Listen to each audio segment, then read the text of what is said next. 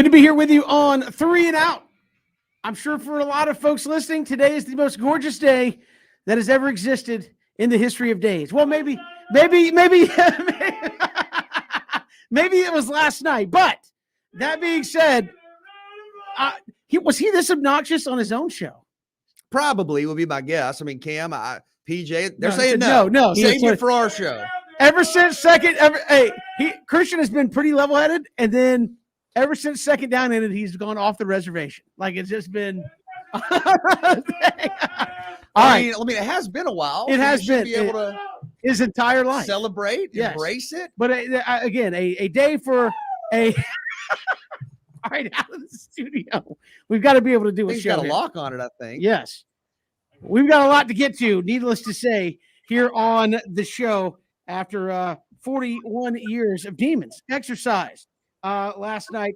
They're in Indianapolis. We'll get to your phone calls, 912-342-7184, 912-342-7184. Georgia fans, did you wake up today and it was a new day?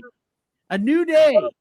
The post-championship. I think either way. No, I'm saying, it was. I'm just saying in terms of yes. Okay. I quit today. I can't do it anymore. I was about to say, Ben was supposed to be in studio and said, I'm going to quit if Georgia wins. I was never supposed to be in studio today. That is a lie. That is a lie. So, but I am here though. I am here showing some love to them dogs. Yeah. So again, we want to hear from you, Georgia fans. Hit us up on the show, 912-342-7184. You can hit us up on Facebook, Twitter, YouTube. I'd love to hear from you, your thoughts a day after winning the national championship. And again, I thought a lot of interesting things in the ball game last night where, Stetson Bennett, first quarter or two, not playing his best football. And a lot of people, good thing is, I think Christian said, a lot of people not going back, deleting their tweets. So you can see those receipts, but played better and best in crunch time. What was the MO, Ben and BJ? Last two times played at Alabama, Stetson Bennett. 2 interceptions in the second half. Can't win that way. The Heisman Trophy winner last night had 2 interceptions in the second half, and it turned a tide in Georgia's favor. Big time ball game last night. Oh, he was absolutely legendary. Stetson Bennett last night was legendary. And a lot of people, I saw the commentary on Twitter, halftime and early in the third quarter. What are we doing? You know what you're doing? You're playing a football game between 2 great teams. And when you do that, you give guys opportunities to make plays. And Stetson Bennett, when the game was on the line, was absolutely iconic. He was quite literally perfect. Kevin, after the controversial fumble, he finished the game 4-4 for 83 yards with 2 touchdowns. It was a generational, history-making night for Georgia. It was an iconic, immortalizing effort from Stetson Bennett. Bulldog Nation, you should be proud. You should be celebrating. You should be soaking it all in. What a day, what a time for Bulldog Nation. So we are here for you today, Bulldogs fans. 41 years. Get it off of your chest with us here. We'd love to hear from you, what you're feeling.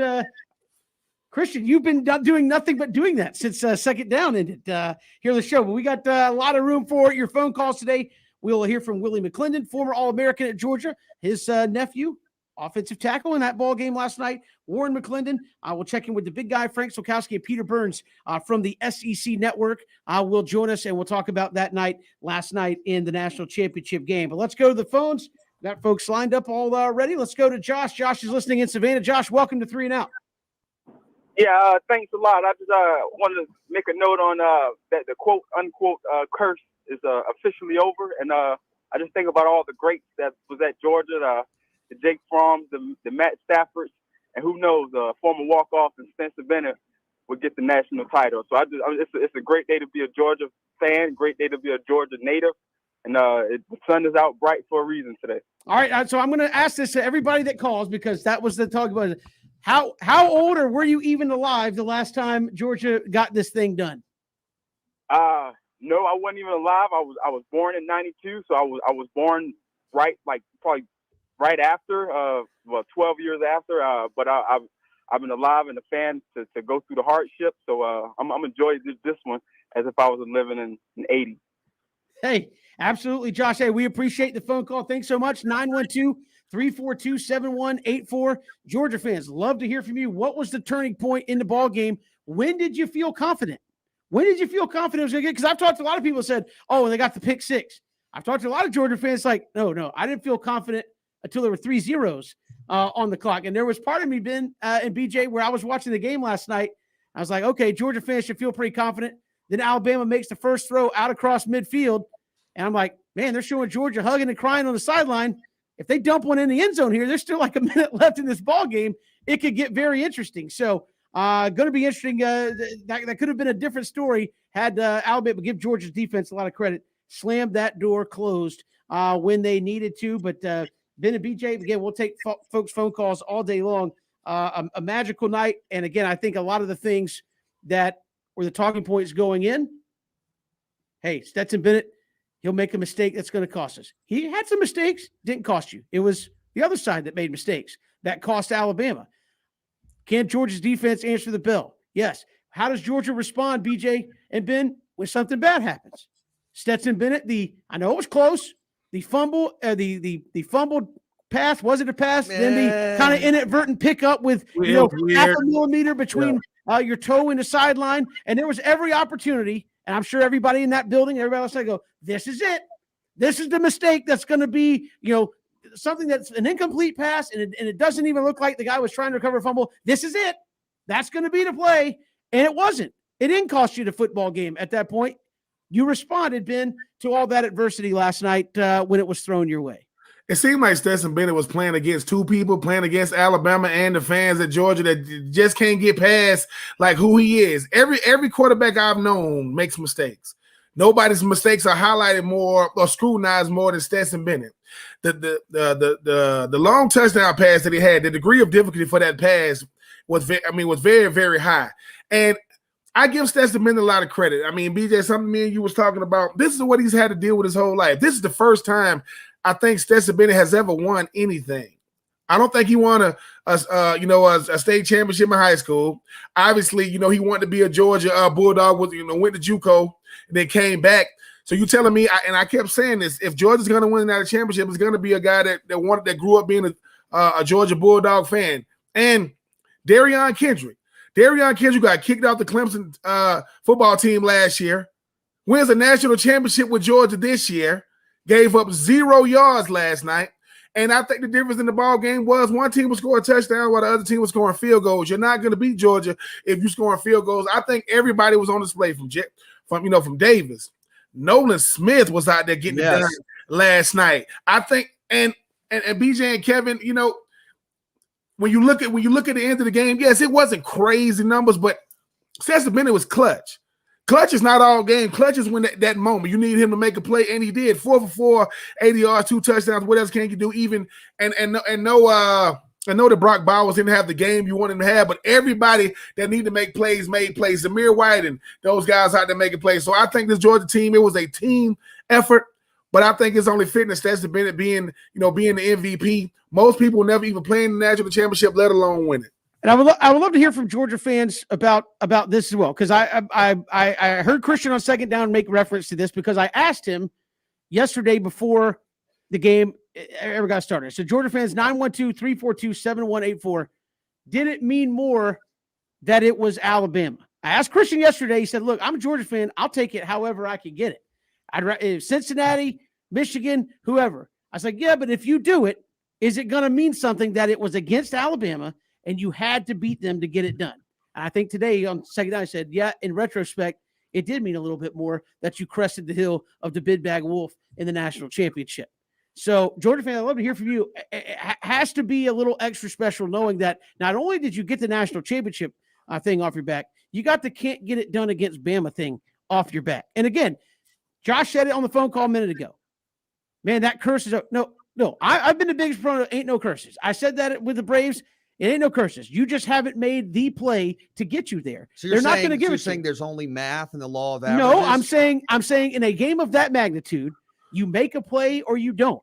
You weren't cursed because Tua did the greatest look-off in the history of college football. You didn't make a play in the biggest moment of the season. That's it. That ain't no curse. Last night, the biggest play of the game. Alabama's offside. You throw it deep, drop it in the bucket. The end. That's you making a play. That's not curse. That's not Alabama gets cursed off. I said, no, you stepped up and made a play when you needed a play. The end. And that's all it was. I've never been one on curses in sports because, Ben, you know this. Sports about making plays on every single, if you're playing football, every single snap. Somebody makes a play, somebody doesn't make a play, right? Ball went for no gain. Somebody made a play and somebody didn't make a play. Ball goes for a touchdown, somebody made a play and somebody didn't make a play. That's it. And Alabama has been the best at making plays in college football, and you crested that hill and you made more plays than they did. The end. You earned it. It should feel, again, I think for Georgia fans, you should feel extra proud that it was against Alabama and not a Cincinnati. I mean, again, a championship is a championship. I'm not taking it away. But the fact that you kicked Alabama in the teeth and you got Nick Saban telling Curry Smart, you whipped our behind all up and down the field in the fourth quarter, that's the GOAT telling you punched him in the face. Like that's the best feeling you'll ever possibly be if you're a Georgia fan, knowing that you took down the baddest there is, and he went to you and said, you kicked our behind all up and down the field in the fourth quarter. I agree. And look, the exclamation point at the end, I mean, the pick six, by the way, that was the longest play that happened when Alabama's offense was on the field, was Ringo going 79 yards the other way. But yes, I agree. I mean, how many guys have we talked to from the 1980 team who have said it was amazing, it was iconic, it was special, it was a milestone, but it was also Notre Dame. And there was something to that. Nobody thought we could win. Everybody, in that era was looking at Notre Dame as the gold standard. And we came out and said, nope, not today. And I do think there's something a little more to a championship when you dethrone the king of the sport, the greatest coach of all time, the Heisman Trophy winner, the most productive pass rusher in modern college football history, and a team that had your number on this stage. And I know we've, gotten some social media stuff. Y'all picked Alabama yesterday. We did. And I think what we're saying in the opening segment is kind of explaining why. Because Alabama had been the team that was challenged, the team that took everybody's best, and the team that was still standing there year after year. Well, you know who that team is now? It's Georgia. I needed to see it. And Ben, I saw it. And folks chiming in, how about them dogs from Mike? That's right. I've talked to countless dog fans last night, this morning, friends, and they've said, I don't know what to do. I said, what do you mean you don't know what to do? Your team just won the national championship. Flex, smile, brag, talk trash, enjoy it. This is amazing. Kevin, you said it right. Georgia earned this. You beat Alabama 33-18. You made the defining plays, Ben Troop, down the stretch. And for people who are saying, and I know we'll get to this, Stetson wasn't great in the second quarter. I don't worry what my quarterback does on 2nd and 7 from the 37 in the second quarter. I worry about what my quarterback does in the fourth quarter when the game's on the line. That's when legends are made. That's when legacies are written. And Stetson Bennett did that last night. Georgia earned this. Georgia should be the talk of college football. Ben, the Dogs are the best team in the country, and they're not going anywhere. I know the Georgia fans don't like this. The best quarterback I've ever seen come through Georgia is David Green, the greatest. He played last night. People don't got to like it. You don't got to like it. Like, what do you mean he the greatest? Well, I mean, Buck Bellew handed the ball off to Herschel Walker, and there's nothing wrong with that. Stetson Bennett had to will his team back into the game, make plays to win the game. And Stetson Bennett could care less about proving people wrong. He's been proving himself right his whole life. He believed in himself. He had scholarship offers, still walked on to Georgia. That's how much he loved the University of Georgia. With all the naysayers, all I know is when you start talking about Stetson Bennett and legacy, when he walk in the room, that's when everybody can eat. And that's nothing against David Green. That's nothing against Aaron Murray, DJ Shockley, Matthew Stafford, Quincy Carter, Jake Fromm. All of them, all those guys did not do what he did last night. And I think BJ and Kevin, it's something to say the manner in which he did it, right? BJ, 4 for 4, 80 yards, 2 touchdowns. That means that, man, when you needed me, clutch is when you need it, not that I did it. If he did that in the second quarter, it doesn't mean anything because you still got 2 quarters left. But he did it in crunch time with the Heisman Trophy winner on the other side. So Stetson Bennett did it his way. He won over the locker room. He won over his teammates. I don't know why he can't win over Bulldog Nation, but he did now. Well, I would say this. Listen, I would say this. If on this movie, BJ, I was talking. If he can't change the way he looked, maybe they need to change the way they see. Because the last time I checked, ain't nobody else winning it. Ain't nobody else coming through that door. And instead of getting so caught up in these 4 and 5 and 6 and 7 stars, the guy who you looked over won it all. Kirby Smart said, "Man, he won me over, man, because I didn't believe in him either. I'm telling y'all, this is a story. There are storybook endings, and there's what Stetson Bennett did. I don't know who's gonna play him. I don't know if it's gonna be a docuseries or what, but if somebody were to give you that as a Hollywood script, you would be like, man, this is nuts. You think this is gonna? So hey, I just think that what you witnessed last night was what happens when a guy, listen, when preparation, and talent and belief in your talent come together. That's what you saw last night. Because I don't think if nobody else would have been able to pull off those throws. That throw he made down that. Oh my God, Kevin! I know you just said, but outside that throw was incredible. But he had him to do it. Super duper proud of that young man. Like I said, fans of college football players first, fan of college football second, and obviously I'm a fan of my squad. I represent third. We've got more to come here. 3 and Out. Georgia fans, love to hear from you today. 912-342-7184. 912-342-7184. Love to have you join us here on the show. When did you finally feel like it was happening? Was it all zeros? Was it after you threw the touchdown to Brock Bowers? When did you start feeling good about it last night that it was finally going to come true? We'll come back. We'll talk more about that historic night from Georgia. When we return, it's 3 and Out all across the Southern Pigskin Radio Network.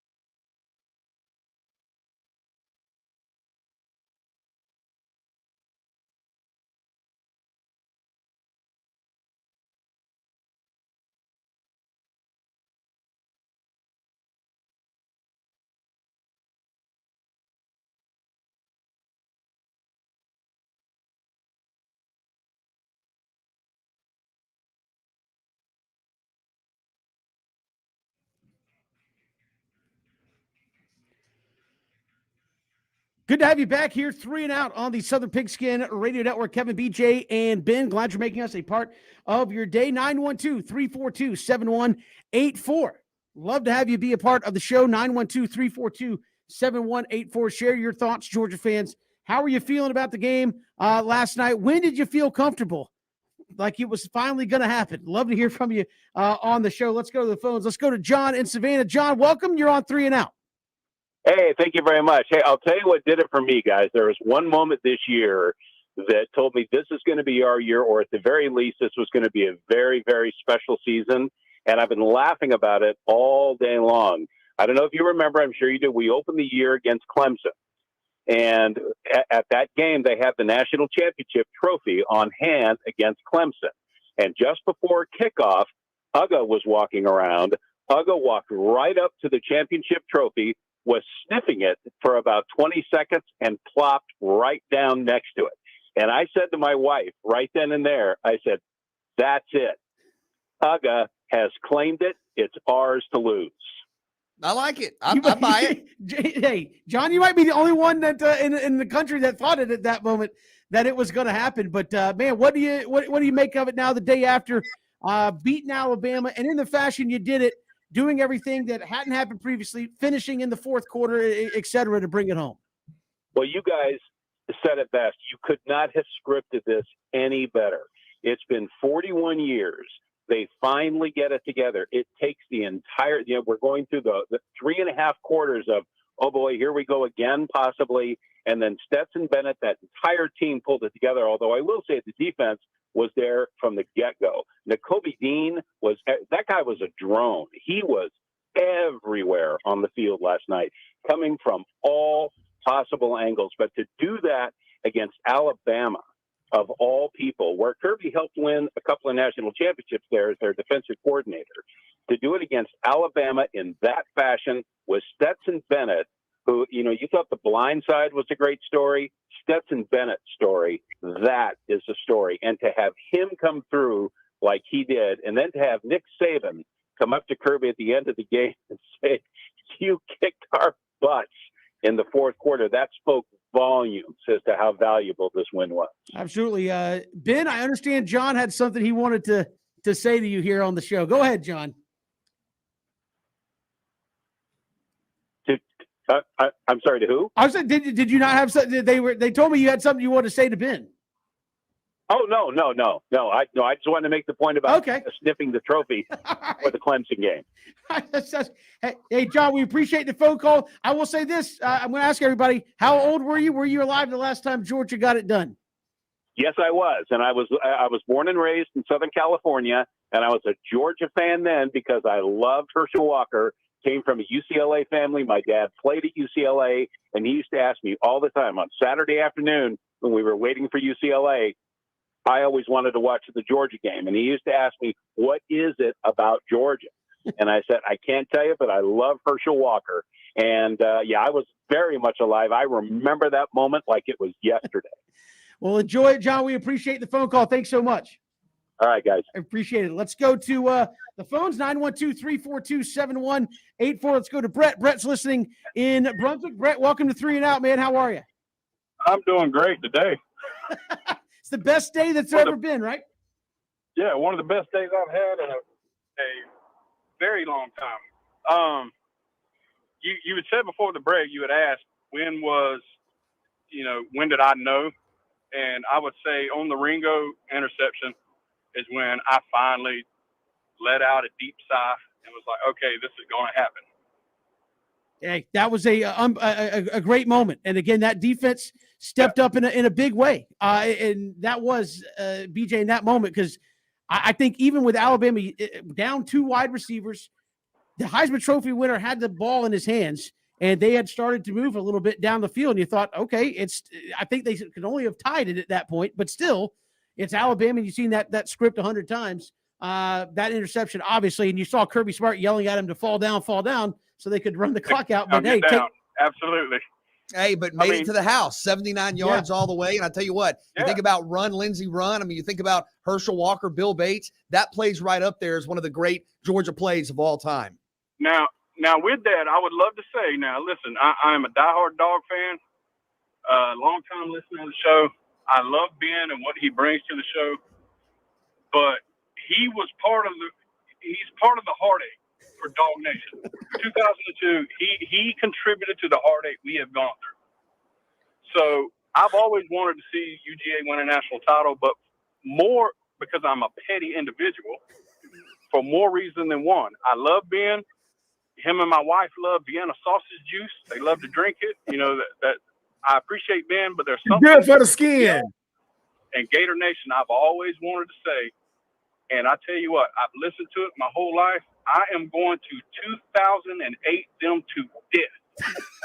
Anytime Ben says anything, what you say, Ben? 2008. If I see you in public, Ben, in Walmart, 2008. Listen, if you see me in public, you can tell. If you see me in public, 2008, you to death. Hey, listen, listen. I wouldn't think you were a real Georgia fan if you didn't 2008 me to death. But if you start barking at me, I'm gonna call the Humane Society on you. Okay. No, but in all seriousness, man, congratulations, y'all. I expect to get all the trash talk. I'm looking to relocate right now. Brett, we appreciate the phone call, man. Thanks so much.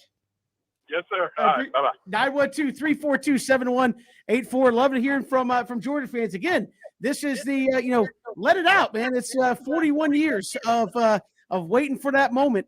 Let it out, and again, then 2008. I think. I expected. Look. That's the thing. You adopt the good and the bad, right? You're gonna adopt the good and the bad. So everything, all that we was dishing out. But I will say this: if you are a Georgia fan, you're supposed to be soaking it in, talking trash, being petty. I just think that at the end of the day, Kevin, I'm already in dog country. I'm gonna get it I'm gonna give it, every way from Sunday. So I'm just getting ready for it. I mean, Ben, people are coming after you on Facebook, on Twitter. I don't even know what this is. StreamYard, Instagram, on the air. I'll take it. Listen, I'll take it. I just think that if you are Florida and Georgia, we connected at the hip. We talk trash to each other, right, wrong, and different. Georgia, they're the last team standing. And if you are a Florida fan, like myself, I gotta deal with it, Kevin and BJ. So, like I said, I mean, I'm looking to relocate right now. They're not gonna know where I'm at. Let's go back to the phones. Let's go to Mike. Mike's listening in Brunswick. Mike, welcome to 3 and Out. How are you? Thank you. I'm great, sir. And I was 21 and watching Herschel win it in 1980. Oh, so you have seen both here of the most recent ones. When did you feel good about this one? You're going to find this really odd, but after the Phantom fumble and the Phantom recovery, and Alabama got that cheap touchdown, when Georgia stopped the 2-point conversion, right then I felt like this ain't the same old Georgia team. They're not giving it up. I mean, Georgia against Alabama had a tendency in the past when things went bad. They said, "Oh well, we tried," but not last night. There wasn't enough bad breaks to take the fight out of them. I 100% agree. And again, I thought that moment you spoke about kind of led to also the blocked field goal. And you kind of saw, as you said, Georgia take a shot and respond. And that's something that I think Georgia fans in the big moment have been waiting to see. And they certainly did that last night. They took a shot from Alabama, a fortunate bounce for Alabama. They lead the points, and Georgia didn't shy away from that. Well, and you guys talk about that resiliency, Mike. To me, I think Stetson Bennett embodied that, because that was everybody watching it looked at that and thought that is a transformational moment, potentially, especially when you follow it up with the touchdown. And after that fumble, I'll say it again because it's such a vital set of stats. After that fumble, Stetson Bennett finished the game 4 of 4 for 82 yards with 2 touchdowns. I mean, that is ice cold. I mean, that's what legends do.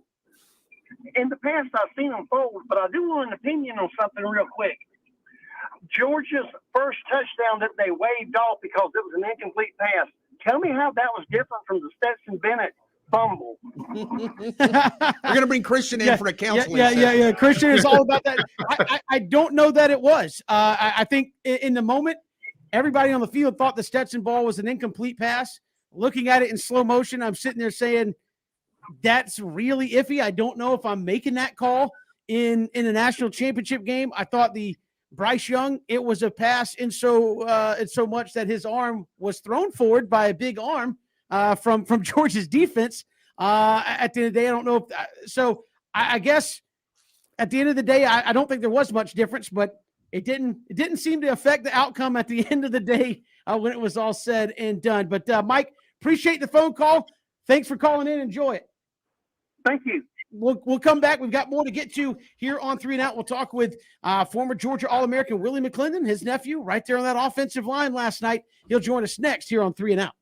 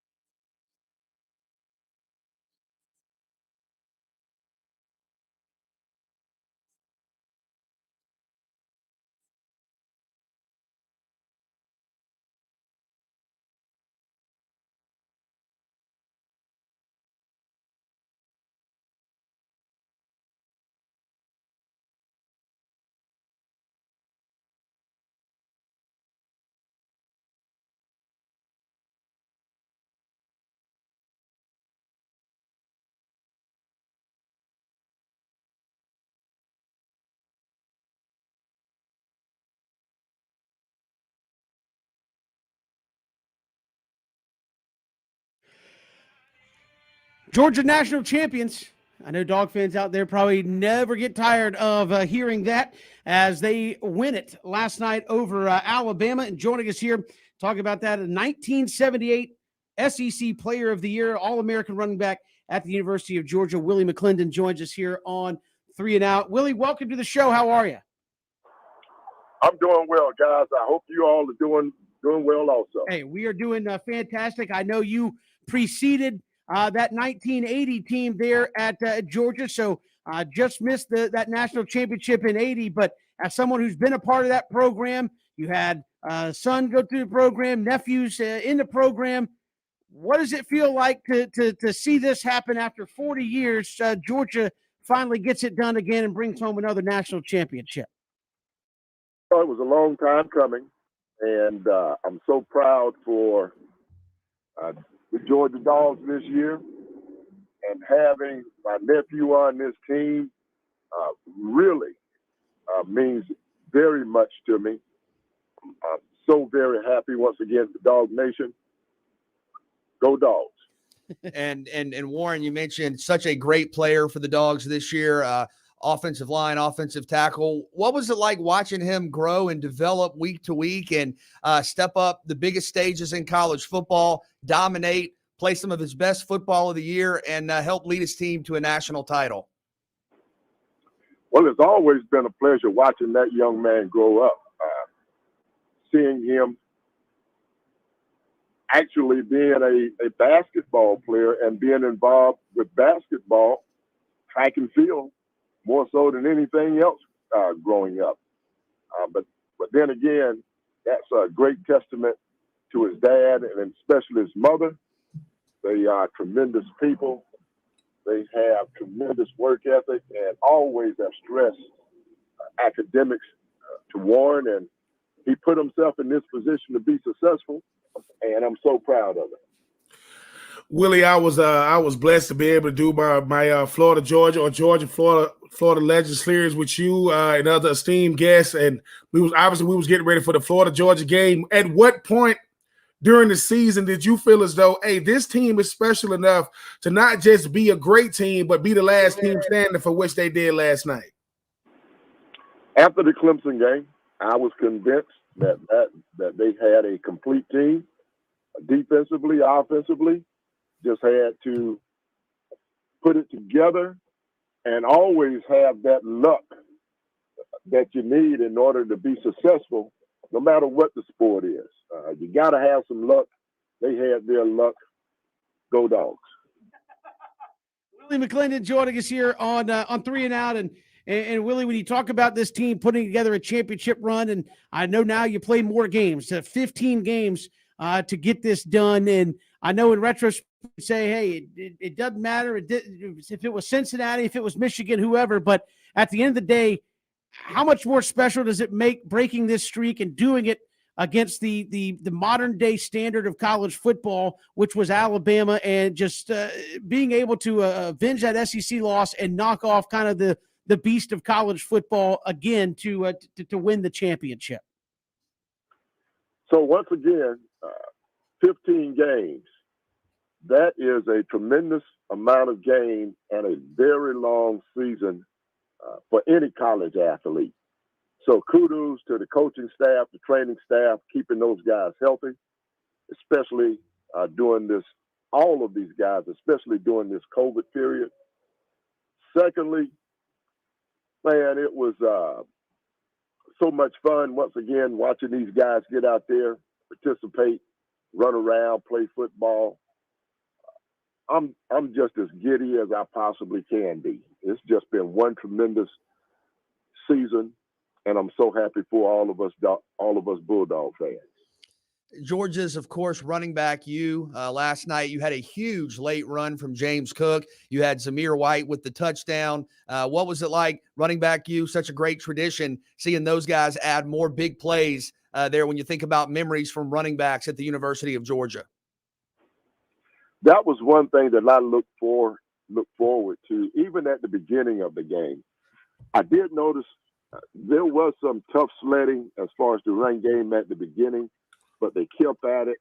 And from the first quarter on, I really felt as though those guys could actually run the ball at the University of Alabama. And then with Coach Saban, the tremendous job that he's done over there with that Alabama football team, it really makes it complete when you say that you beat the Alabama football team in a championship game. It really puts some legitimacy nowadays into that argument about who's number one. Well, we beat Alabama in a national championship game. There's no doubt about it. We're number one. Kirby Smart, Vince Dooley, meeting each other after the game. Vince Dooley, obviously a guy that coached you. I mean, the thing about it is, Willie, when Kirby first get the job, people thinking they know he's a good coach or a great coordinator. They didn't know how great of a coach he was going to be. That sustained success that he's had since he's gotten there. Just talk about Kirby's impact, and I know it felt good to finally get it done against a guy who he learned the game from, in Nick Saban. It was always great to see Coach Dooley. And the one thing that I noticed with Kirby Smart and his staff when he got there, that they were going to get Alabama big across the board. Offensive line, defensive line.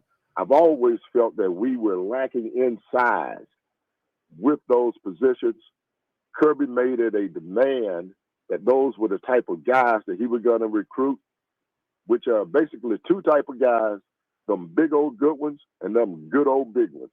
So go Dogs. Willie Mcclendon joining us here, former All-American running back. And Willie, you're from Glenn County in Brunswick, Georgia.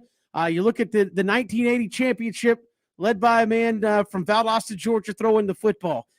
Famous play in Georgia history, Buck Ballou from Valdosta throws it to Lindsey Scott from Jessup. And last night, a young man from Blackshear, Georgia, captains the ship to the national championship. Something about those South Georgia players there at Georgia, right? Getting it done. That's exactly right. And there's one thing that we know for sure.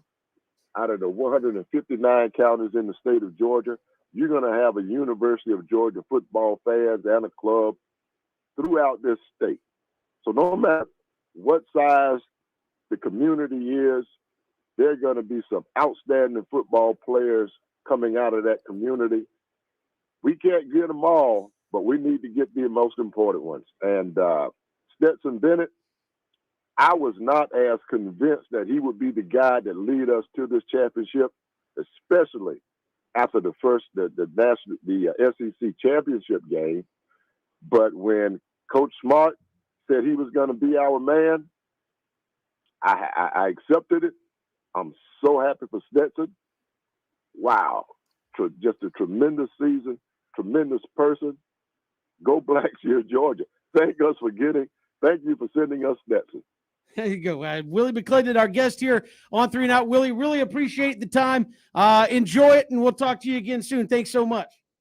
You got it. Thank you, guys. The 3 and Out. Go Dogs. Appreciate it. Willie Mcclendon, always a pleasure talking to him. And again, he preceded that 1980 team there at Georgia, part of that running back tradition.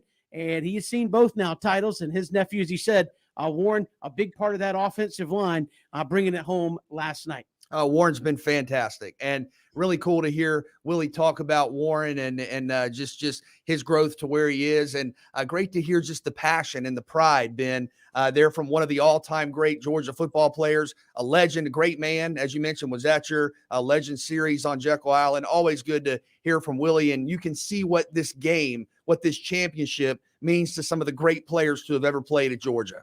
You got some big time names that came through Georgia, and none bigger than the McClendons, BJ. And I think the biggest thing is, as you said, Kevin, he was a couple of years too early when you talk about the 1980 team, but then his nephew gets to do what he didn't get a chance to do. His son also went through that. So I mean, I know it's some big names that came through Georgia, but I think the McClendon name, that might be the Royal family in Athens. We've got more to come here on 3 and Out. Get to more of your phone calls, 912-342-7184. Dog fans want to hear from you. It's 3 and Out on the Southern Pigskin Radio Network.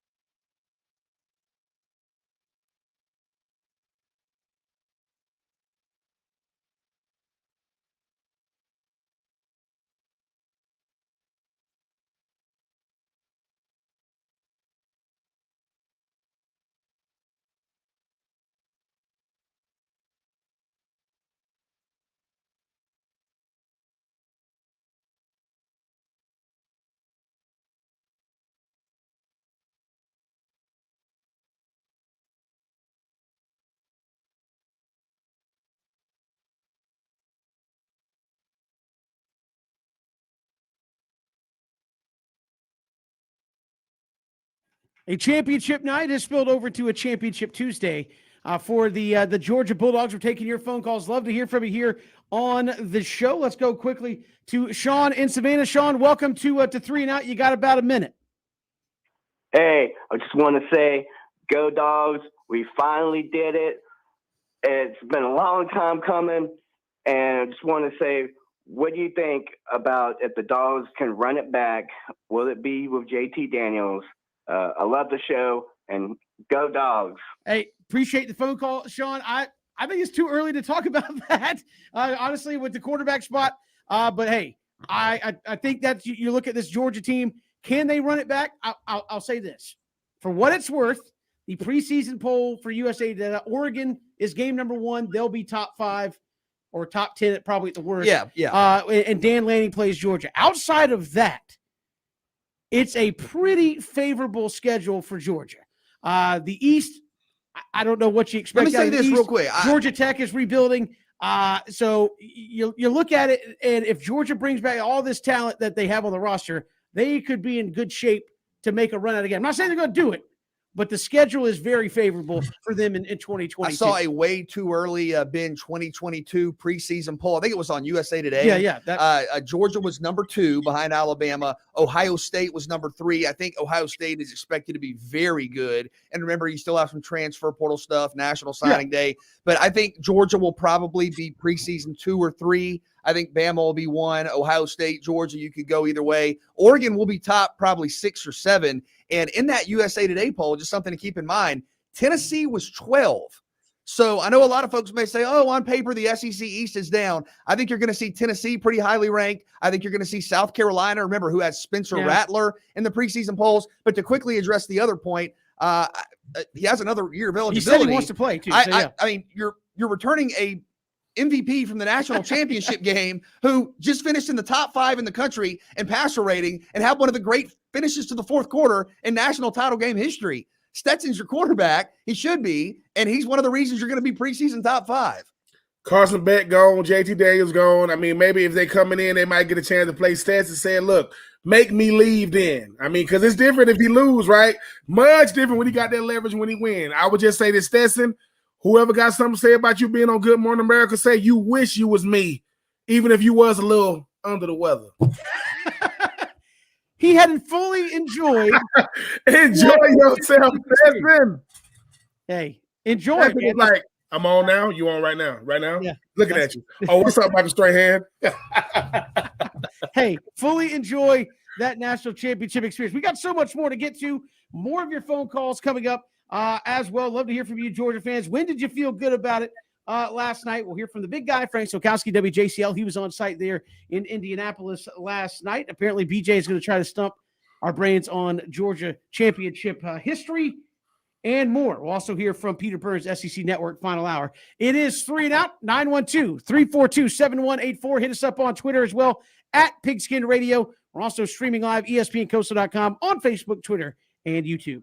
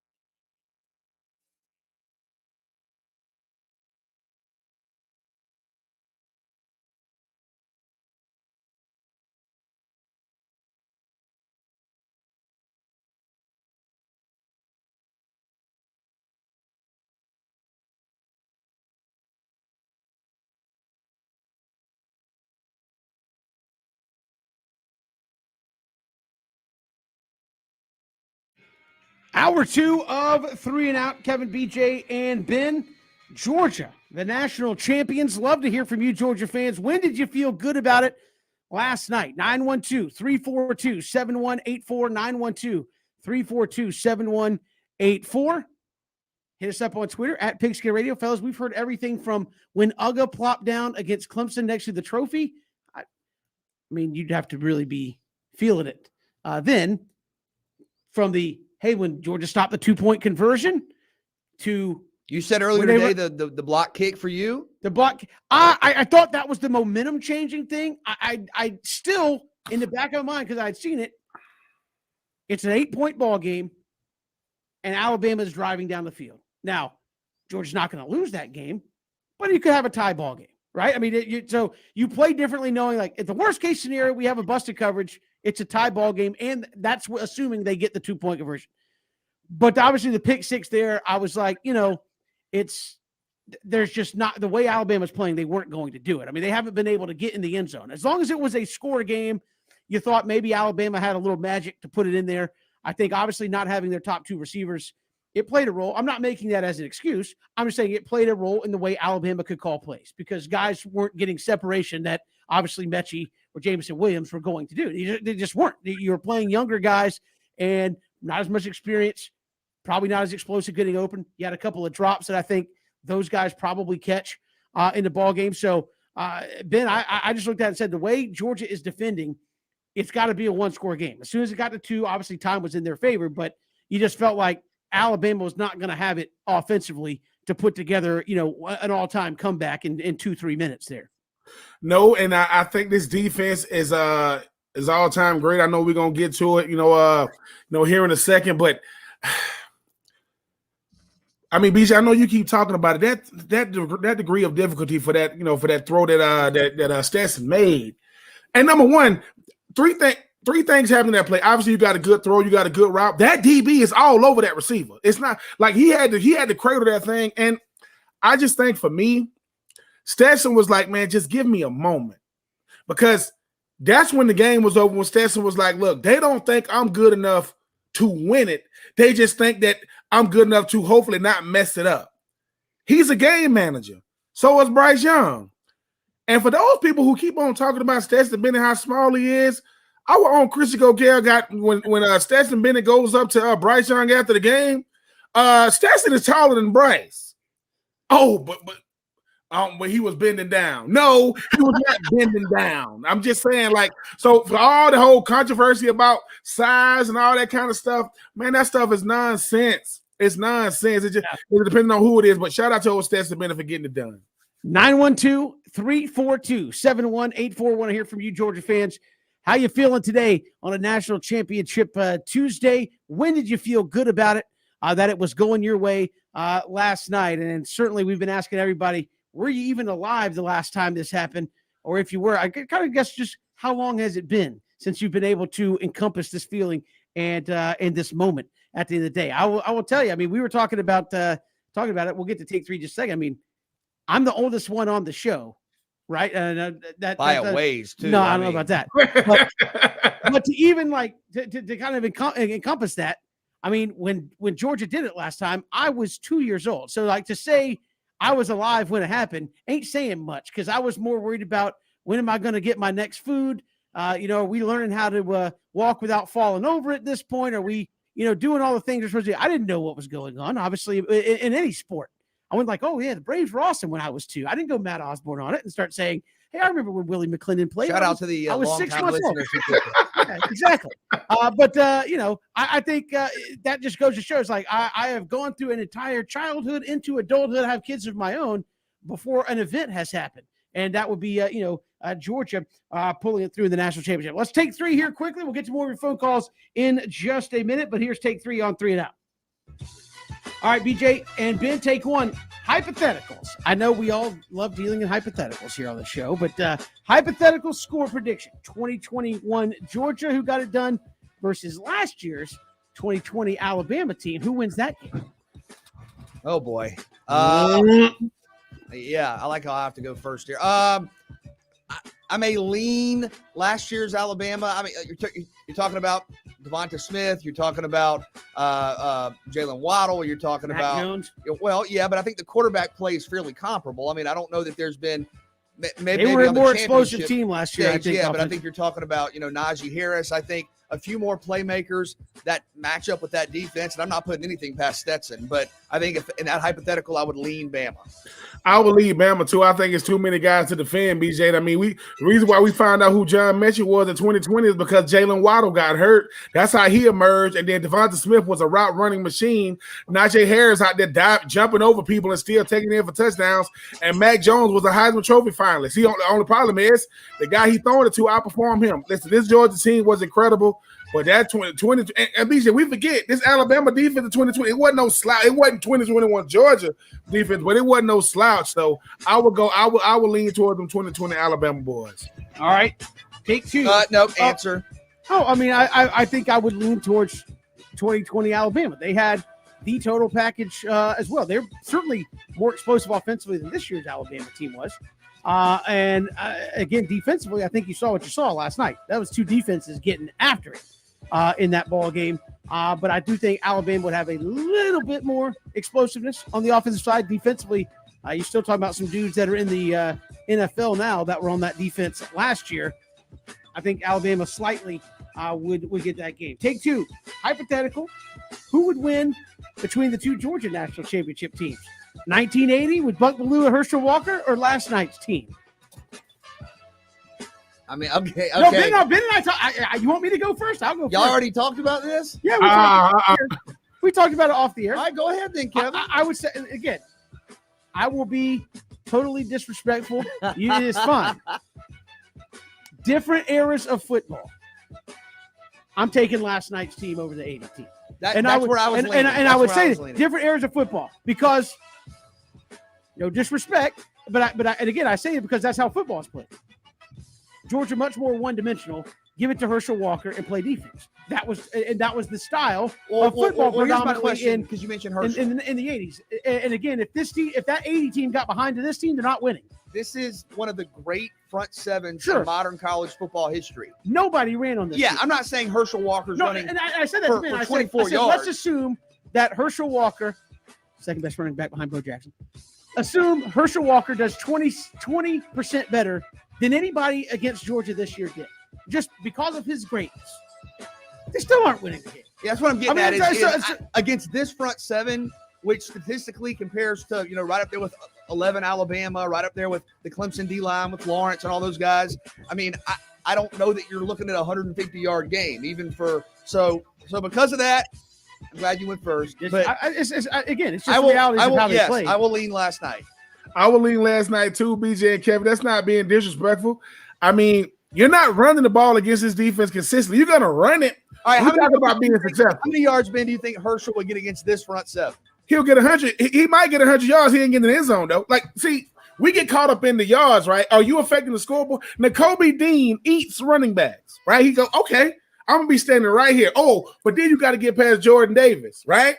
Then you talking about Javon Walker. Then they go Nolan Smith. Look, Nakobe Dean is built to run and hit, and that's taking nothing away from Herschel. Herschel is the GOAT. I think too often the times we give so much respect to, listen, Herschel from right down the road from where I'm from, Riceville, Georgia, stand up, do your thing. They ain't, like you said, Kevin, what's going to happen when Buck Belue got to do his best Stetson impression and get back there and throw that thing? It's going to get ugly because he's going to be on the ground because he can't get the ball off. I'm just saying this defense, BJ, they didn't give up 100 points all season. They didn't give up 100. And they played an NFL season. Herschel, we love you. No disrespect, but you getting the hell knocked out you play in and play out. No. I love Herschel. I love it. I love Herschel. I ain't saying nothing.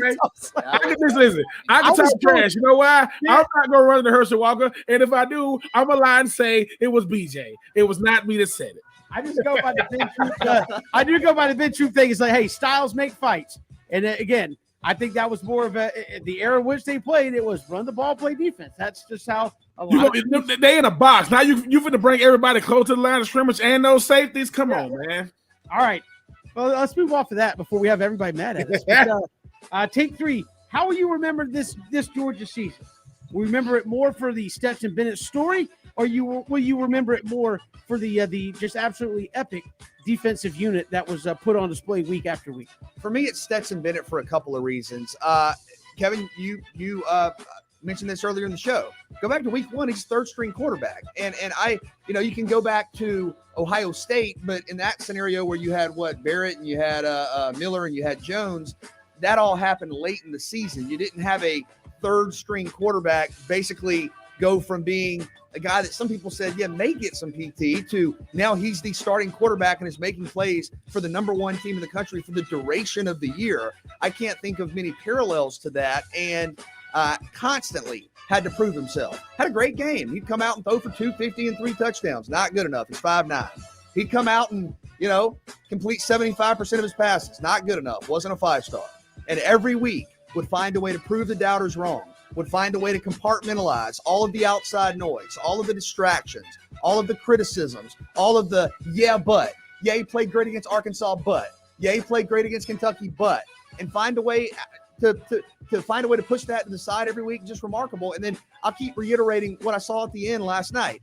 When you evaluate quarterbacks, and I'll be honest, I was frustrated on Twitter, after the first drive, people going, Stetson's out of it. Stetson's rattled. Bench Stetson. And I'm going, that's where we are with a guy that ranks in the top 5 in the nation in passer rating. Is he has a 3 and out against a top 5 defense in the country, and we want to bench him? Can I follow up with that? Because he was doing everything that Bryce Young was doing, which was it's third down. There's nothing there. I'm just going to chunk it out of bounds because there was no time to throw the football. I mean, you could call it game managing. Everybody else calls it smart football. Live to play another day. You got the defense. We're out here kicking field goals in the first half. And I'm not saying why would you try to force it? I'm not saying he was Tom Brady every drive, but what I'm saying, I cannot remember many quarterbacks in history, guys, where every single incompletion, got to bench him. He can't do it. So I think to overcome that week to week, and then what quarterbacks do late in games is what defines their legacies. Okay, if you have 2 touchdown passes in the second quarter, end of the day, nobody cares. What do you do when the game's on the line? And against all the pressure in the world, because had Georgia lost, controversial fumble or not, sure, it'd have been, they couldn't do it with Stetson. All the pressure in the world against the best defensive mind in the game, against the best program in the game, on the biggest stage in the sport, you just had a quote-unquote fumble that could be devastating on a legacy. And you respond by completing 4 of 4 passes for 83 yards with 2 touchdowns, including one of the great fourth quarter passing touchdowns, the pass to A.D. Mitchell, I've ever seen in a championship game. You're a legend. No disrespect to the Georgia defense. Of course, they led the way too. Of course, Georgia's defense is one of the best defenses I've ever seen. But what will I remember? The incredible, incomparable story of Stetson Bennett. Yeah, I think if you love defense, you love this season. Right, and that's a rarity, right? You want to have a great defense. This defense wasn't story. This is the greatest redemption story we've ever seen. Like that, Stetson Bennett represents so much. But why do we love Deshaun Watson? Because he did it to Alabama twice. He only won one of them, but he did it to him twice. Nobody thought Stetson could do it. Like, hey, Stetson goes to Tuscaloosa, he gets beat. Stetson plays Alabama as a championship game, he gets beat. Nobody thought Stetson could do it. What Stetson proved last night was they needed me to win, not just be there. They needed me to win the game. And I think when I think about this season is, yes, I'm going to think about Jordan Davis and Kobe Dean. I'm going to think about Nolan Smith and Javon Walker. I'm going to think about Brock Bowers. But I'm always put Stetson above that because everybody kept saying anybody can do it. Nope. You know why? Because David Green didn't do it. Because Aaron Murray didn't do it. Because Matthew Stafford didn't do it. And DJ Shockley didn't do it. And Quincy Carter didn't do it. And Jake Fromm didn't do it. Stetson did it. How did he do it? When the lights were the brightest, when the moment was the biggest, he stood the tallest. No pun intended. He went out there and got it done. You don't got to like it. And that's what he showed last night is he's telling somebody, if they give me a moment, I'm going to bet on Stetson. I'm going to bet on me. And if I lose, I lose. He bet on Stetson and he won. So I just think it's one of the best redemption stories you're going to ever see. And like we said, God forbid, if he come back in 2022 and he start and he do it again, cancel Christmas. Because good Lord, I wouldn't know what he was saying, but for 1 year, one game, one moment with Will Anderson, with N'Kobe Dean and Jordan Davis and Brock Bowers and Bryce Young, Stetson outshined all of them. Think about that. Them guys gonna go on to big time NFL careers, and he outshined the guy who didn't even have a scholarship 2 years ago. Come on, man. It's Stetson. Yep. That's take 3. We do it every day this time. We'll come back. We'll chat with the big guy, Frank Sokowski, WJCL. He was there in Indy last night for all the festivities. We'll hear from him next here on 3 and Out.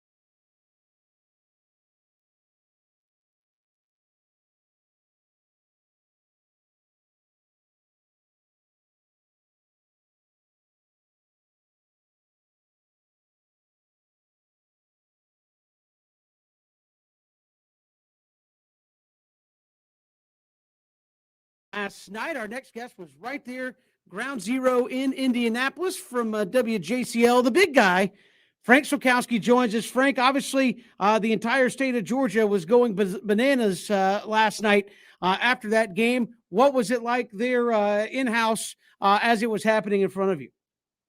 Yeah, those bananas were on display in Indianapolis as well. I can tell you that. There was a large contingent of Georgia football fans there, and boy, I saw grown men crying. I think I saw women punching Alabama fans in the face. I think I saw babies become, grown adults by drinking adult beverages. It was crazy. I mean, it was bonkers, and rightfully so. I mean, Georgia winning the national title, ending that 7-game losing streak to the Crimson Tide, ending that 40-plus year drought. It was truly a magical and memorable night. And I tell you what, I know they were partying in the Peach State. Well, they were partying up in Indianapolis too. I know a lot of folks just go ahead and they went ahead and four gave the sleep. And there's going to be a lot of folks who will not sleep or we're going to have trouble catching up on it because that was quite a night there at Lucas Oil Stadium. Frank, I know you followed Stetson Bennett in high school, have been down to Blackshear a number of times. I mean, what more can you say about this young man, his story? This is a movie, right?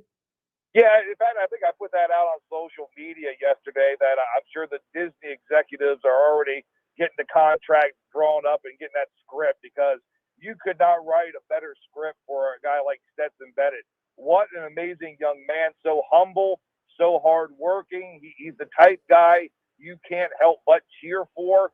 People wrote him off even as recently as this week. I mean, still people questioning, hey, should we have a former walk-on who's undersized, be our starting quarterback in the national championship game when we got a 5-star guy right behind him? Well, again, there's a lot of armchair quarterbacks, a lot of coaches who have really extensive resumes across the country. But they got to remember that they are not Kirby Smart or that Georgia coaching staff. They knew what they had in Stetson Bennett IV, and Stetson, he proved them right and proved his naysayers wrong. And again, I think I said something this morning that not all superheroes wear capes, and sometimes they come from Blackshear, Georgia. Stetson Bennett rightfully deserves everything he gets. He's now, a legend in the state. That guy is not going to have to buy a meal in the state of Georgia for the rest of his life, no matter what happens. I mean, that was just an amazing display to lead that Bulldog offense, to win a national title. Good on him. And I tell you what, the younger kids, the next generation, they can learn a lot from the Stetson Bennett story. Don't ever let somebody say you're not good enough. Believe in yourself and go after your dreams. And Stetson Bennett did just that. Yeah, that list is 2 of Georgia quarterbacks that have won a national championship kind of here in the modern era of football. The big guy, Frank Solkowski, WJCL, joining us here. And Frank, to that end, to kind of follow up with BJ. Obviously, when an in-state team wins a championship, when you're covering it, it's a special thing. But for this one, you had so many key elements of guys who called the 912 home, or at least hailed from the 912 with Stetson Bennett, obviously, Willie Mcclendon from Brunswick High School, Jack Podlesny from Glenn Academy, kicking field goals in the first half, Nolan Smith, Tramel Walthour from Liberty County. You had Austin Blasky there from South Effingham. I mean, it truly seems like there was a number of guys that call Southeast Georgia home that were out there winning that national championship with the Dogs last night. And that's what it's all about. You guys know it when you're covering local sports and you're a journalist in the local market. It's all about following these kids, watching them fulfill their dreams. And we talk about a lot of the guys who were dressing or actually playing. You know what? There were about a half a dozen guys who are scout team walk-on guys who were also there in Indianapolis. They didn't get to go full dress, but they were there as well. And that was such a cool experience and something that they'll never be able to have taken away from. They helped this team win a national title, whether that was, playing a scout team, playing the Alabama guys, getting the Bulldogs ready for what we saw last night. And again, 912 was on display, and you hear a guy like Stetson Bennett talk about how much love he has for everybody in the 912. That speaks volumes. And I watched Stetson take time, after winning the biggest game of his career, probably the second biggest game in Georgia history, he still took time to talk to the local media members, and that's all you can ask for. Folks who are representing the 912 so well, and God, we are so proud of them, and they are national champs. What a story! To be there at Lucas Oil was an honor, and it's something that I'll always remember. So, Frank, you have the Atlanta Braves winning the World Series. You have Georgia winning the national championship. For all the talking points about teams in this state can't do this, can't do that, how nice is it to turn the page on some of those narratives? I tell you what, one of the most memorable years that the Peach State has ever seen in sports. And then, let's even throw in the Hawks' magical run to the Eastern Conference Finals, which was something else to cheer about over the past year. So, yeah, I mean, that really, the narrative is dead as far as being a jinx in the state of Georgia, and kudos to those athletes, those coaches, all that staff, the support staff, the fans. What a year it's been here for sports in Georgia. Absolutely. And again, doesn't look like it's going to slow down anytime soon with the way Kirby's recruiting there in Athens. The big guy, Frank Sokowski, joining us. Frank, I know a busy day for you and all the folks finding your way back to Georgia. I know it was a long night last night, but we appreciate you giving us a few moments, man. Thanks so much. Oh, my pleasure. Hey, thank you guys so much for being part of our countdown to kickoff specials as well, bringing the analysis that you guys do so well. And tell you what, it was a great run. Through the regular season, through the Orange Bowl, the whole college football playoff, right up to the national championship, and now the post celebration. What a run it's been! And I tell you what, let's do it again next year. sounds like a plan. The big guy, Frank Sokowski, joining us here. Frank, appreciate it. Safe flights, and we'll talk to you soon. All right, guys. Appreciate it. Frank Sokowski joining us here, and as he said, 912 on display in a number of areas last night. Nolan Smith. I think actually had the last tackle of the game. There he made the final sack, really played well. Obviously, Stetson Bennett was touching the ball on every play. Jack Podlesny was step for step field goal central there in the first half for both those teams. And Warren McClendon really did a fabulous job on the offensive line for Georgia last night. Just a couple. I saw Tremel Walthour out of Liberty County there was playing in on defense, and I know Austin Blasky has seen some time this year for the Dogs on the offensive line, still a young guy in the program out of South Effingham. But guys from the 912 all over the place, BJ. I mentioned that to Frank because you and I, we've seen kids come through, and then when you follow college football, you see them scatter like the wind all across the college football landscape. And it's funny that, we sit there on Saturdays and go, oh, I remember that guy and that guy and that guy, that guy. It's rare that you have so many guys from kind of a centralized location all on the team at the same time, because at one point, BJ, you'd always hear that talking point. Well, why doesn't Georgia recruit Southeast Georgia? Why doesn't that long ago you heard that? Why don't the Dogs get to Southeast Georgia and recruit some of these guys? And well, there you go. You had a whole bunch of guys taking part in having a direct hand in winning that national championship last night. And as Frank said, so cool to see their contributions, their leadership, but also hear them, whether it's on a TV interview, a radio interview, or on social media. Just talk about the 912, talk about their families, their friends, their communities. Really, really cool and inspiring to see. And yeah, so many student athletes from this area to be proud of when you think about Georgia's run and what the Bulldogs just did. And a couple of those guys, really prominent players, Kevin, who you referenced. So I know for you and Christian and PJ and covering the high school football acutely like you do, I mean, you have the memories not that long ago of them doing it on Friday nights. I say Saturdays now, it's Monday, Yeah. but from Fridays to Saturdays. And these guys just continue to make the most of their opportunity, and some national championship rings coming back home to the coast. Certainly. We've got more to come here on 3 Night, your phone calls and more on a championship Tuesday now for the Georgia Bulldogs. This is 3 and Out on the Southern Pigskin Radio Network.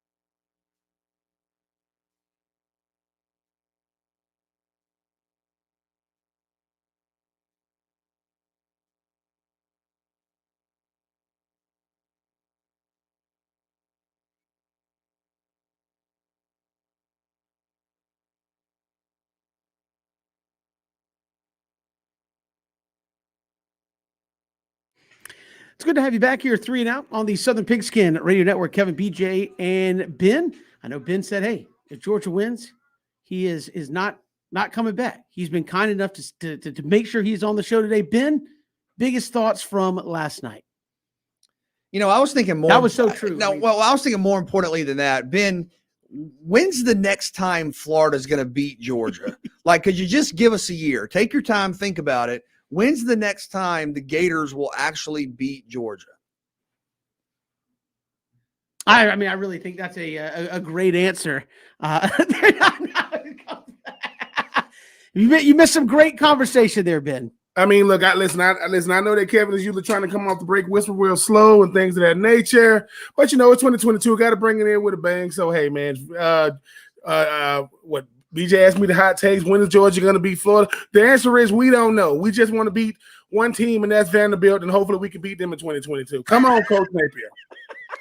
Hey, just stay away from South Carolina, man. Yeah, there you ain't go. Listen, ain't nobody asked you about no South Carolina. Well, I don't want to say that because they can hear us. They're going to be even better. 912-342-7184. 912-342-7184. Love to get your calls. Georgia fans, celebrate it. Let it out today. When did you feel good about it last night? What was the play that kind of turned you into the it's going to happen moment? We got a variety of answers in that one from the game last night. And again, just getting over that hump. What does it mean to you? What does it mean for the program? I know friends, family, a lot of people who are Georgia fans for a long time have been waiting a long time to be able to celebrate this one. 912-342-7184. Love to hear from you. Hit us up on Twitter at Pigskin Radio. You can also leave a comment on our live stream on Facebook, Twitter, and at YouTube. Love to hear from you that way as well. But give us a shout. Let us know how it feels today. As you said, BJ, a lot of people going, I don't really know what to do. What do I do with my hands? I don't know what to do with my hands. No, again, we had some great phone calls on that. I'd love to hear from you here on the show. You had put together as well a little championship trivia. You said Ben and I could put our two heads together, which may not be asking a whole lot, or maybe asking a whole lot for both of us here on Georgia's championship situation. So lay some on us. Here we go. And we'll see how it does. I want you guys to work together. And I was thinking, look, this is a historic day. It's a time to reflect on championships from this season, from 1980. You guys are tremendous at trivia, especially you, Kevin. So I want you guys to work together. All right. We were talking with some callers. How old were you? Were you around in the 1980 national championship season? Together, can you guys name 5 players from the 1980 Georgia national championship team? Well, I was 2. Well, I can name 2 of them. Yeah, Herschel. So together. Herschel, Buck Ballou, DJ Jones, Dale. Is it Dale Williams? Yes.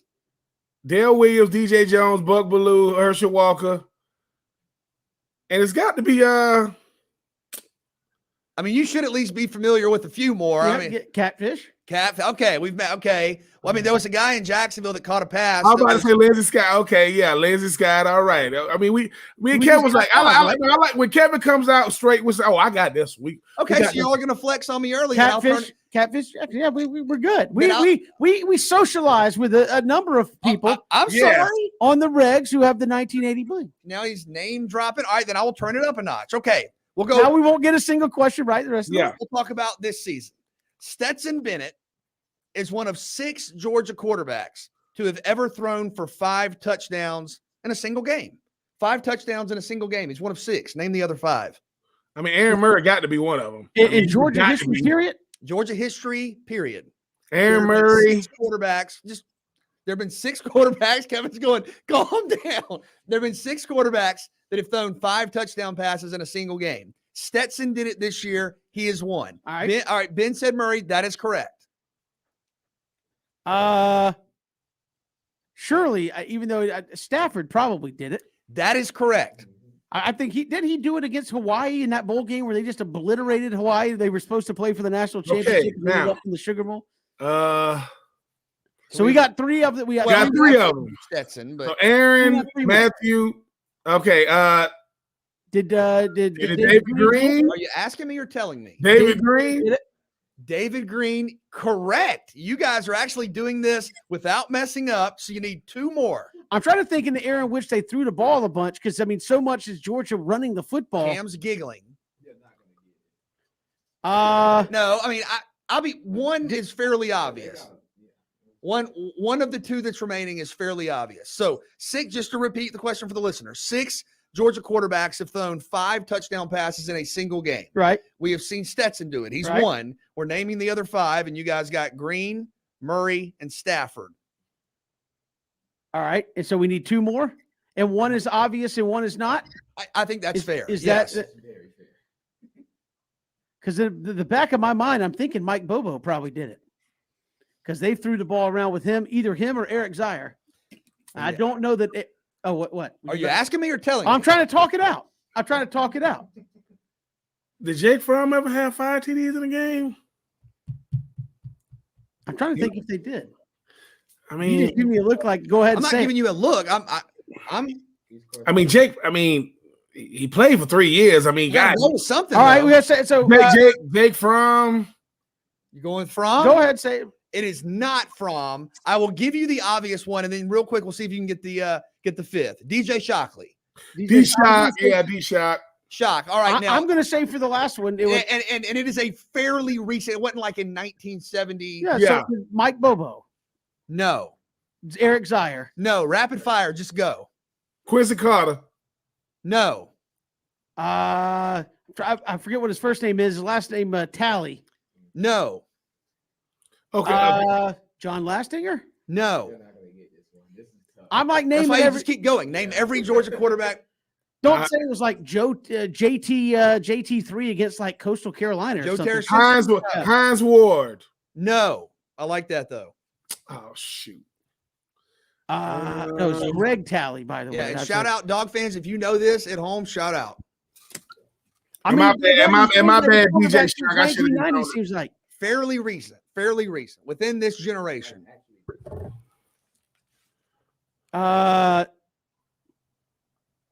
Hudson? No, it's a good Hudson guess. Mason? All right, we got to move on. So I'm going to give it to you. Joe Cox. Joe Cox. Okay. Okay. Joe Cox. Now, Stetson, we're sticking with this season. I mean, Joe Cox was a highly recruited high school quarterback, so that's not unreasonable that he would have done it. But Stetson, in the game where he had 5 touchdown passes, yep, did it all in the first half. Who was that against? UAB. It was UAB. Yes. That was UAB. last Yeah. year. Well done. Yeah. Cam, you didn't get that one. UAB. Yeah. Well done. All right, moving forward with our Georgia championship trivia. Play along at home. Who had the game-winning pick 6 in the season opener against Clemson? Oh God. It was Kendrick, right? No. Oh, sorry, Ben. Yell at me. It wasn't Kendrick. I think it was a corner. I can't remember the.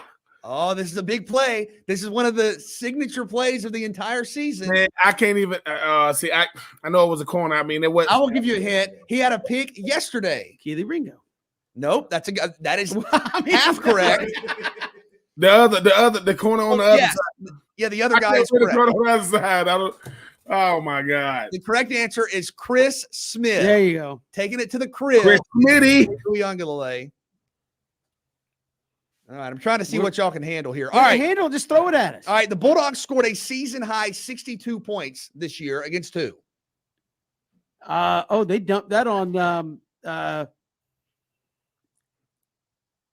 was it Mizzou? Are you asking me or telling me?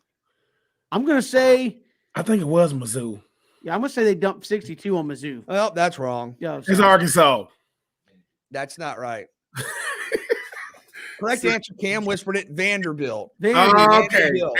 And they gave 62-0. All right, I want to see how many y'all can get Sorry, here. Vandy. This is teamwork. This is where y'all work together. I want to see how many y'all can get here. This is an incredible defensive stat. Georgia held 7 different teams without an offensive touchdown. So 7 different teams they played this year, no offensive touchdown. So defensive touchdown, we'll count that. Field goal, we'll count that. No offensive touchdown. Yep. How many of those teams can you name? Clemson, Vanderbilt, Georgia Tech, UAB. Woo! Woo! That's 4, right? Yes, it is. So how many more? Florida. No, dude. Your team scored a touchdown. Like, shouldn't you know No, that's how bad the game was. No, think about this. I don't know. If I said Florida and you telling me shit I know, didn't I let you know I didn't know when I said Florida? No. I mean, y'all scored 7. It was a close game. It was like No, 48-7. Kentucky? No, you were on a roll though, Kevin. Oh, Arkansas didn't.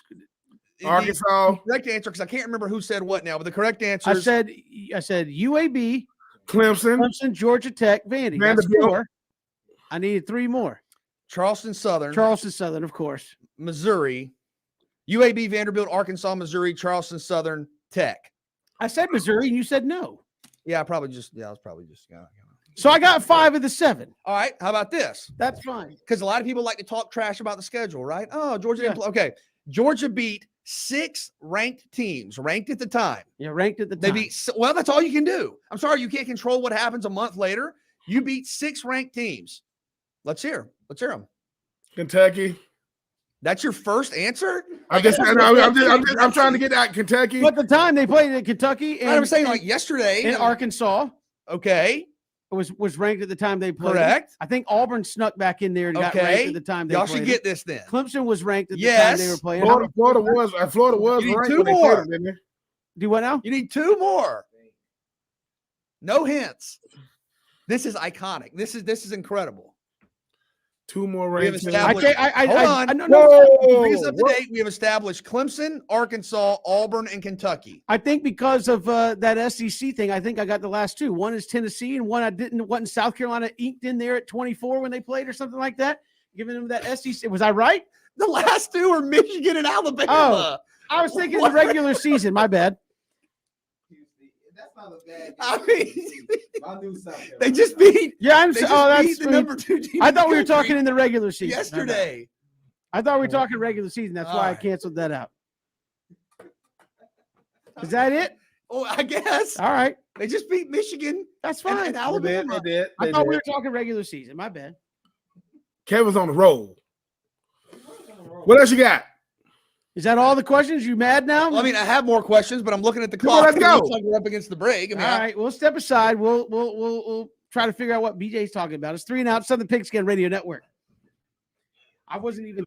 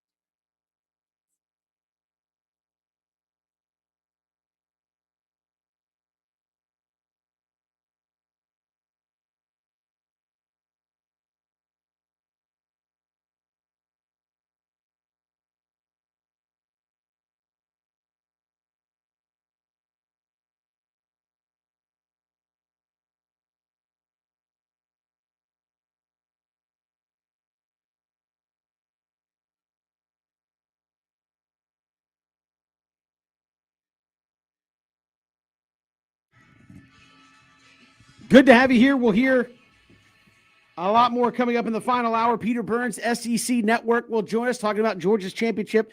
We'll get to more of your phone calls coming up in the final hour of the program as well. And after our pathetic display in trivia, way to end it, BJ Ben said he has one more question for us to just totally stink at here regarding championship. All right, just simple. Okay, we're gonna look at this. Nothing season. ever simple. No, this is simple. This is simple. Georgia's season is done. In case you guys didn't know that. All right. Well, apparently you didn't know they played a ranked team yesterday. All right, whatever. Who's Georgia's leading tackler this year? Wow.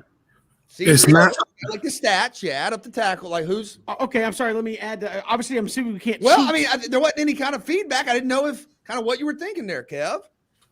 isn't I want to say Nicole Dean, but I think it's like a trick. If you'd like. I think it's a trick.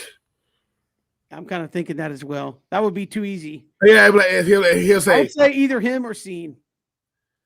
Well, you got to. I mean, pick one, Ben, or Walker. It's one of those three. Yeah, guys. Trevon Walker. No, you got it. Let's see if we can get it before the hour runs out. Nicole Dean. No. Lewis Scene. Nope. Yes. Trust your gut. That was a great I just should pick. have. You were on the right track. Defensive MVP last night of the national championship game. Had a really active, great, dynamic finish to the season. Lewis Scene finishes the year as Georgia's leading tackler. Yeah, I was going to say, as good as they are up front, you would think a safety wouldn't lead the team in tackles, especially as good as they were against the run. You would think, hey, outside linebackers are going to get there before he does, especially as good as they were. But I should have gone with the gut, Ben. I'm sorry. I mean, Kevin, you was on today. Kevin came out firing. I messed you up, Kevin. I apologize. Because Kevin, you was like, listen, I'm good at stuff. I just don't like being on the spot with these questions, man. Like, I'm not good at it, man. Yeah, we got more to come here, 3 and Out. We'll get to more of your phone calls. 912-342-7184, 912-342-7184. Georgia fans want to hear from you. How you feeling today on this Tuesday? When did you know? When did you feel good about it? Let us know. Join us here, 3 and Out, final hour, coming up next.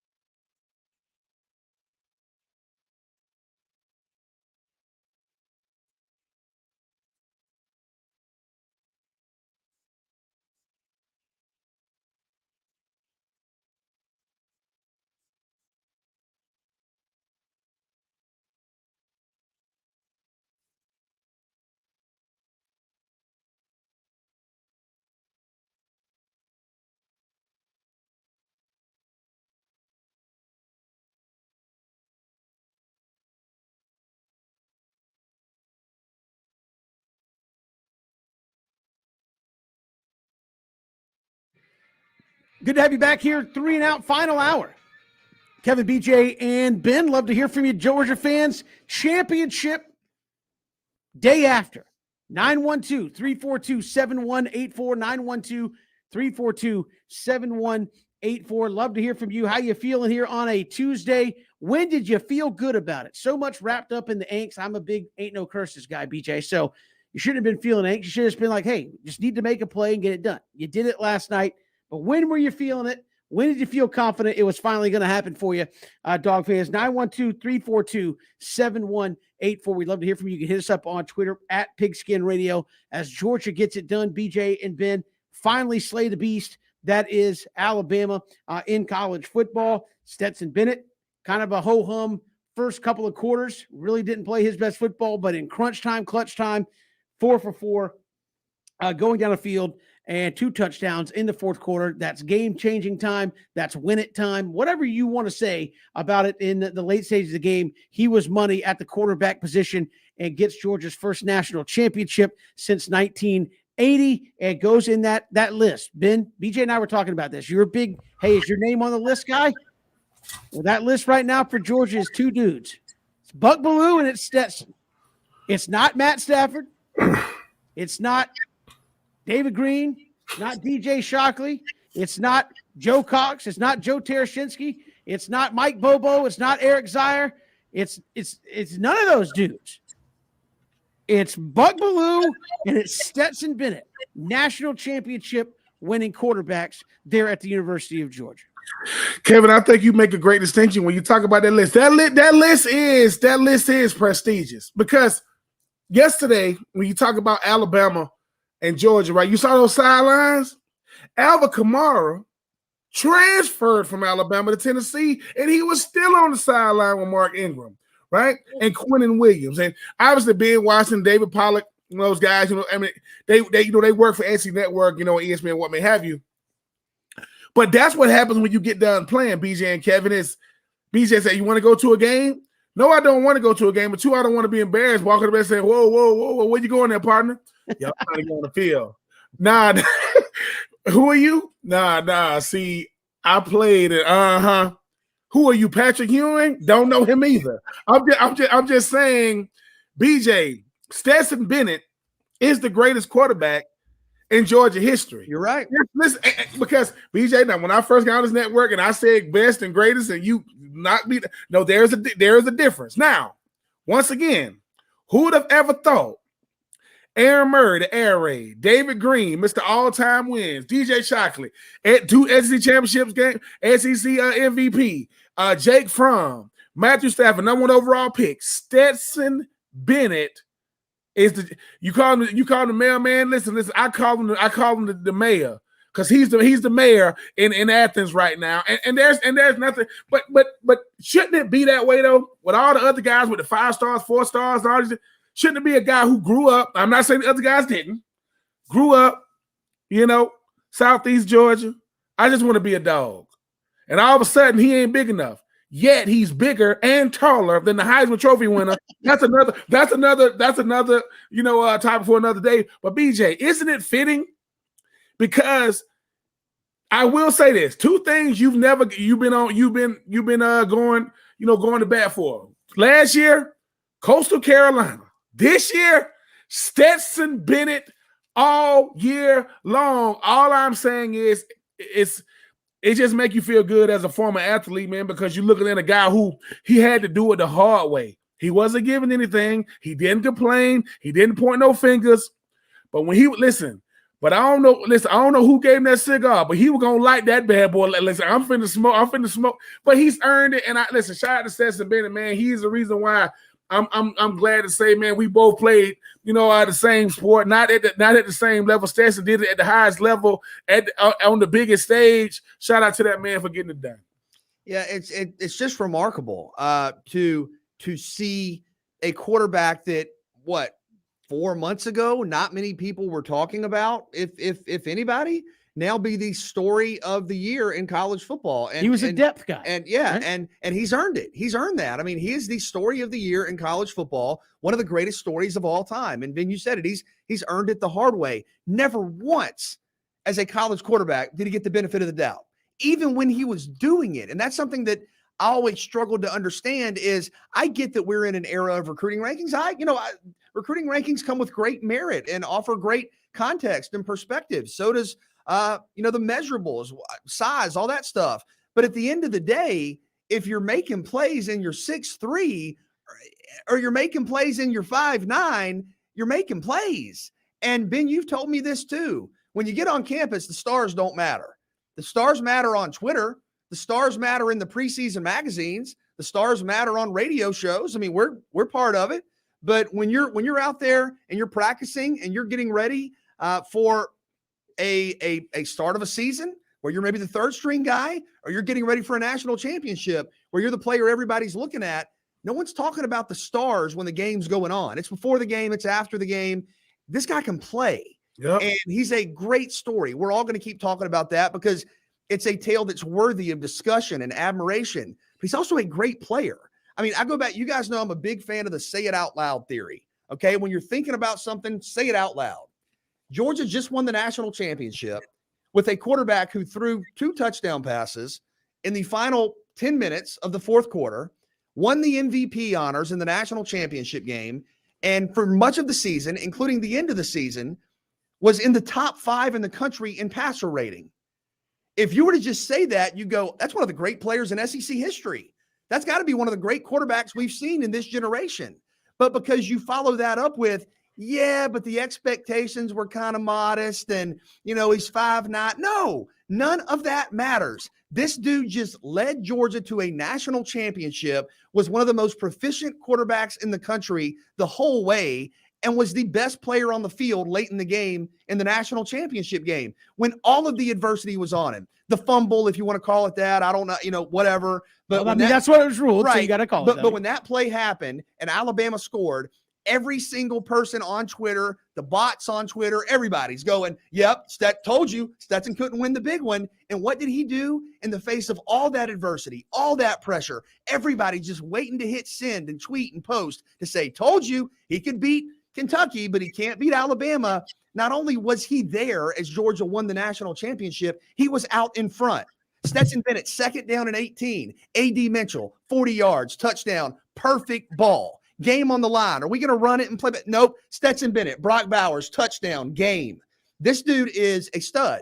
Great player, great story. But let's not just say it's a great story. Let's give him, the full title, great player. And Ben, I think you're right. Right now, say it out loud.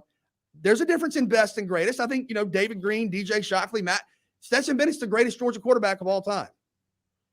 And Georgia, and look, and BJ, we got to stop doing it, right? Like, look, am I gonna speak up? Am I gonna speak up for athletes when people are blatantly disrespecting their name? Yeah, no matter where you played. Like, it doesn't matter. Like this is what I mean. Stetson Bennett, the way they say 5'9", 5'10". You think Kyler Murray's 5'10"? Hell no. You think Kyler Murray's 5'10"? Nope. I can look at him on TV and say, that dude right there's not 5'10". Number 1 overall pick, right? Number 1 overall pick. Baker Mayfield. You think Baker Mayfield is 6'1"? Nope.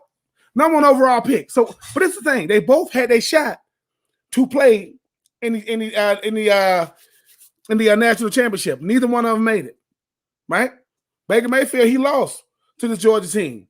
When you think about what Stetson Bennett really just did, like, I don't care what the Georgia faithful say. They didn't believe it until it happened. Like, dude, we've been waiting on this for a long time. Nobody thought it would be Stetson. They thought it would be David Green or Shockley or Stafford from. It's almost like they were saying anybody but Stetson. Because you know what Stetson really just did? Stetson is a myth killer. We think, oh, man, you got to look like this to do it. Listen. No one blamed Russell Wilson for winning the Super Bowl when he had the Legion of Boom. No one said a word. He won it, right? You're supposed to benefit from those around you. But guess what? When it came time to make a play, no one said Jordan Davis, N'Kobe Dean, Nolan Smith, and those guys balled. Stetson Bennett balled out when you needed him to. He did it with a freshman quarter. He did it with a freshman tight end. Did not have George Pickens, but for 2 games really this year. Jermaine Burton, those guys just weren't what they thought he was going to be. I'm telling you, BJ, we need to just start saying Stetson Bennett is a baller. Period. That's it. No more outliers, because you know how many people can do what he just did? 0. because they had opportunities to do it. Michigan couldn't do it. Auburn couldn't do it. LSU couldn't do it. Florida couldn't do it. So when people get to saying, "Oh man, Stetson did the unthinkable against a team that everybody," the only people that say we won't Bama is people that know good and well they ain't gonna play them. You know you ain't gonna play them. Shout out to Stetson Bennett for being a football player who just happens to be bigger and taller than the Heisman Trophy winning Bryce Young. How about that? And I think we talked about it yesterday ahead of the game. We said the key for Georgia is not are they good enough to do it, but can you rise up in that moment? Can you take a shot? Can you take adversity? Can you take something bad happening and not lay down? And something bad happened. Something real bad happened. You had call it whatever you want, a fluke play. Was he throwing it? Was he fumbling it? And Alabama just happened to grab it 1 millimeter before they stepped out of bounds inside the 20. So inside the 20 in the national championship game, you fumbled the football. And Bama turned that into points. Couldn't get in the end zone all day. Got in the end zone on that series. Couldn't, and all of a sudden the game has changed. And you're going, all right, that was the punch in the face. That was the gut punch of bad stuff happening. Woe was us. And turn right back around and answer the bell. Again, it's a tremendous story of, as you said, perseverance. At the end of the day, this is a guy that was brought in to build depth at the quarterback spot, right? We need a guy that we believe in that can come in if we need him to, and we'll be okay. Well, it turned into much more than that as the season went on.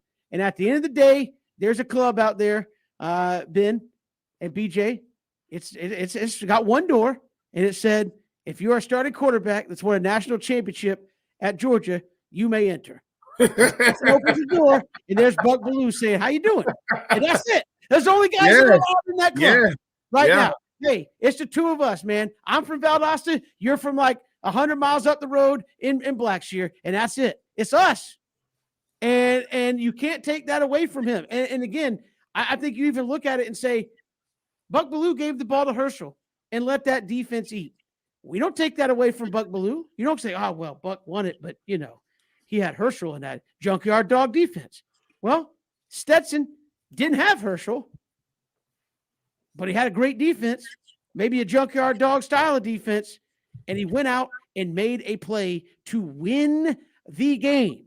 To quote Herm Edwards, you play to win the game. And when they did, Stetson had 2 passes, put where it needed to be, and Georgia won the game. They put it away on defense. Stetson won the game on offense. The end, and it's a truly remarkable story. Now, does that mean everybody could do it? Nope. I mean, and you started hearing some of that from national. Did Georgia have the blueprint to show how to beat Bama? If your blueprint is load up on 5 stars and NFL talent, yeah, that's the blueprint. You can have Stetson be in there. It doesn't mean everybody's got to be a 5-star, but you give a good player 5-star talent around him, and they will be successful. The end. No. Georgia just showed this is what they really showed, Kevin. Used to be to beat Alabama. Your quarterback had to be elite. Tim Tebow, Johnny Manziel, Trevor Lawrence. Like, these are people that had to beat him, right? The thing about Stetson Bennett is Mr. Stay Ready. Because this is more than just about this year. What about last year? Jamie Newman and JT Daniels. What's up, Stetson? Stetson grew up. That's what people don't realize. He played Florida's and the Alabamas a year before and didn't have his best game, and he learned from it. The thing about being a former athlete, everybody gets asked this question, and nobody gets to say what Stetson said. Hey man, what was your moment in college? Oh man, I got a chance to catch a game win against Georgia, man, and it lived on forever. What was your thing? We're talking about games, not the game. The only people watching Florida fans, Georgia fans, or some SEC fan, everybody watched Stetson. Whether you like him or not, you watched him, right? And when the lights were the brightest, he goes, "Hey fellas, I'm finna show y'all why they call me the mailman." And that's a nickname given to me, not something. I'm not coming here telling him, my family call me Junebug. No, I deliver. I deliver. So I just think that BJ and Kevin, this is what it really is. We don't appreciate Stetson Bennett because we don't think he can do what he can do. Like Stetson Bennett can jump from the free throw line, right? Because in a sense, that's what he just did. Like he can do that, and he goes and do it. And you're like, but Stetson don't tell you what he's gonna do. He just go, no, give me the rock. Because we got other quarterbacks on the team. JT Daniels is not hurt. Carson Beck is not hurt. These are the guys that they wanted. I'm the guy. I'm the guy they needed though, and because I'm telling you, Kevin, it's so anybody could have done what Stetson Bennett did. I ain't seen it in 41 years, and I ain't even 40 yet, so I ain't seen it when it comes to that stuff. So I just think that we downplay Stetson Bennett, and this is why we really downplay it. Just say it out loud, BJ, because we can't do it. We can't do what he just did. Most things you say, I could do that. I could do that. No, you couldn't. Georgia did all they could to do what happened last night, and nobody could do it. Yeah, I mean, and I think to me, to kind of put a bow on it, before we got to get to Peter Burns, SEC Network. To me, the lasting legacy that I've heard the weeks leading up to this game of Stetson Bennett, and Ben, you know this as a former player. Listen to what his teammates say about him. They were riding or dying with Stetson Bennett, and you could say, well, that's because Kirby Smart made the decision and they had to deal with it. Nope. Ben, you've been on teams where the coach said this guy's starting and everybody in the locker room's going, what, really? That's what we're doing? Like, everybody that came out was like, Stetson's that dude. Why are you on him? He will get us there. We believe in him. They don't have to say that stuff, right? You could say, no, like, good point. I mean, you have to say that to be a good teammate. No, you could come out and be like, well, Stetson's a starter, and that's what we're going to roll with. You don't have to come out and be like, we believe in him. You don't have to say that. No, you don't. No. And Kevin, even bigger than that, what you say about a person in private is how you really feel about him, right? That's how you really feel. What they say about Stetson in private, that's what they say in public. They be like, dude, what? Because listen, 10 years from now, 20 years from now, they're gonna be asking Jordan Davis and Kobe Dean and Nolan Smith and all those guys. They ain't gonna be asking about the defense. They're gonna say, hey, dude, how good was Stetson? They're gonna say, oh my God. They're gonna lean back in their chair because they're gonna say, look, man, if JT was better than Stetson, JT would have been out there. If Carson would have been better than Stetson, he would have been out there. I'm telling y'all, people, 5 stars, that's what they give guys. I don't know why they picked me all SEC. I'm happy they did. I don't know why. So when people go, oh, you was All-American, you don't know why they do that stuff. It'd be guys with better stats than you that you get. When it comes to Stetson goes, I don't need none of the accolades. But I got that ring, though, because like I said, listen, criticism and feedback is how you look at it. Banners, they wave forever. That banner going to be waving forever. Like it if you don't like it. Stetson say, listen, man, you don't got like me. I'm going to be in black cheer. If you're looking for me, I'm going to be down there doing what I do. Have the parade Main Street going to be renamed, I think, at the time it's all said and done. We've got more to come. Peter Burns, SEC Network, joins us next here on 3 and Out.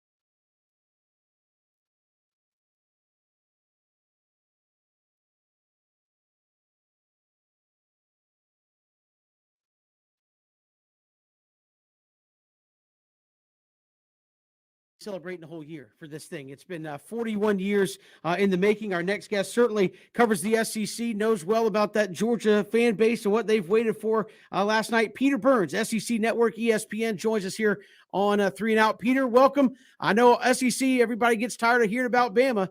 Sounds like with the way Kirby's recruiting, we might hear a lot about Georgia moving forward after what they did last night. I mean, hell, guys, I'm not even a Georgia fan, and I'm still celebrating. I'm still punch drunk on last night. Like, what a damn great story that was, right? And I brought it up on my Sirius XM and my SEC Network show. Is that, like, I mean, you know, this was dynasty versus kind of desperation, right? This was Heisman Trophy winner versus the walk-on quarterback. I mean, this was, you know, Nick Saban, the greatest coach in the history of the game, versus the guy from Bainbridge, Georgia, who lives, breathes, sleeps, loves everything about Georgia and played for Georgia on the other sideline. Like, the storylines were incredible. And even the way the game went down, it's I mean, you can't write scripts like this, right? Like, after the Stetson fumble, you're thinking, oh my gosh, what is going to happen? And then for Todd Monken to say, you know what, screw this. We're burning the boat. Let's go big. To be aggressive was great. And yeah, I mean, it's a great day to be a Bulldog. And I think it's going to be the first of multiple titles for Kirby right now. Peter, where do you start with Stetson Bennett when you talk about his season, his legacy, his story? And after that fumble, you mentioned that he had 4 of 4, 83 yards and 2 touchdowns to finish the game. That's a movie script, right?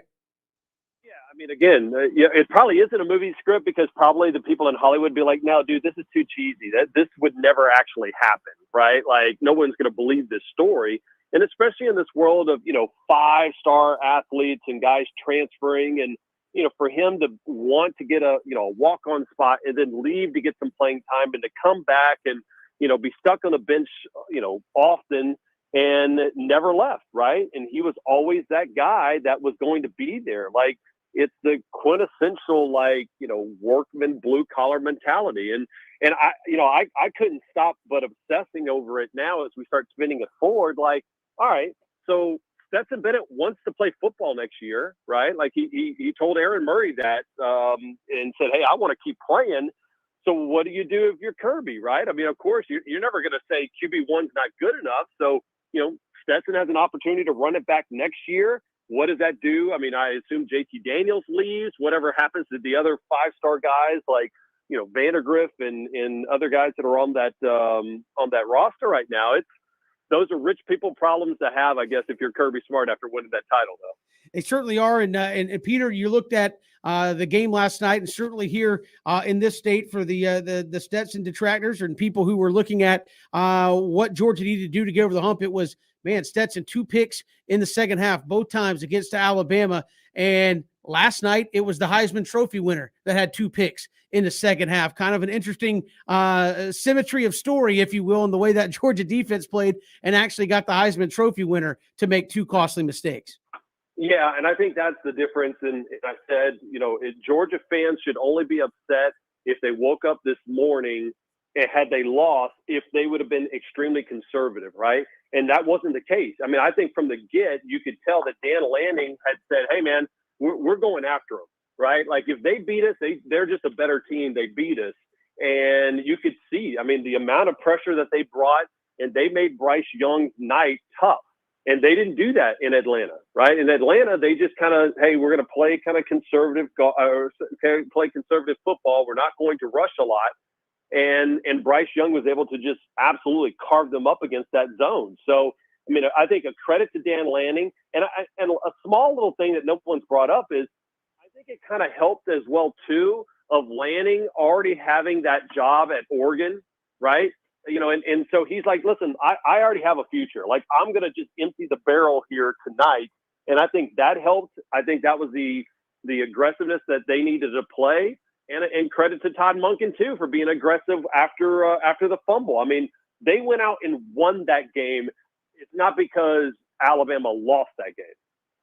Jordan Davis, Nakobe Dean, Nolan Smith and company. Where does this front seven rank in some of the great front sevens you've seen in the SEC?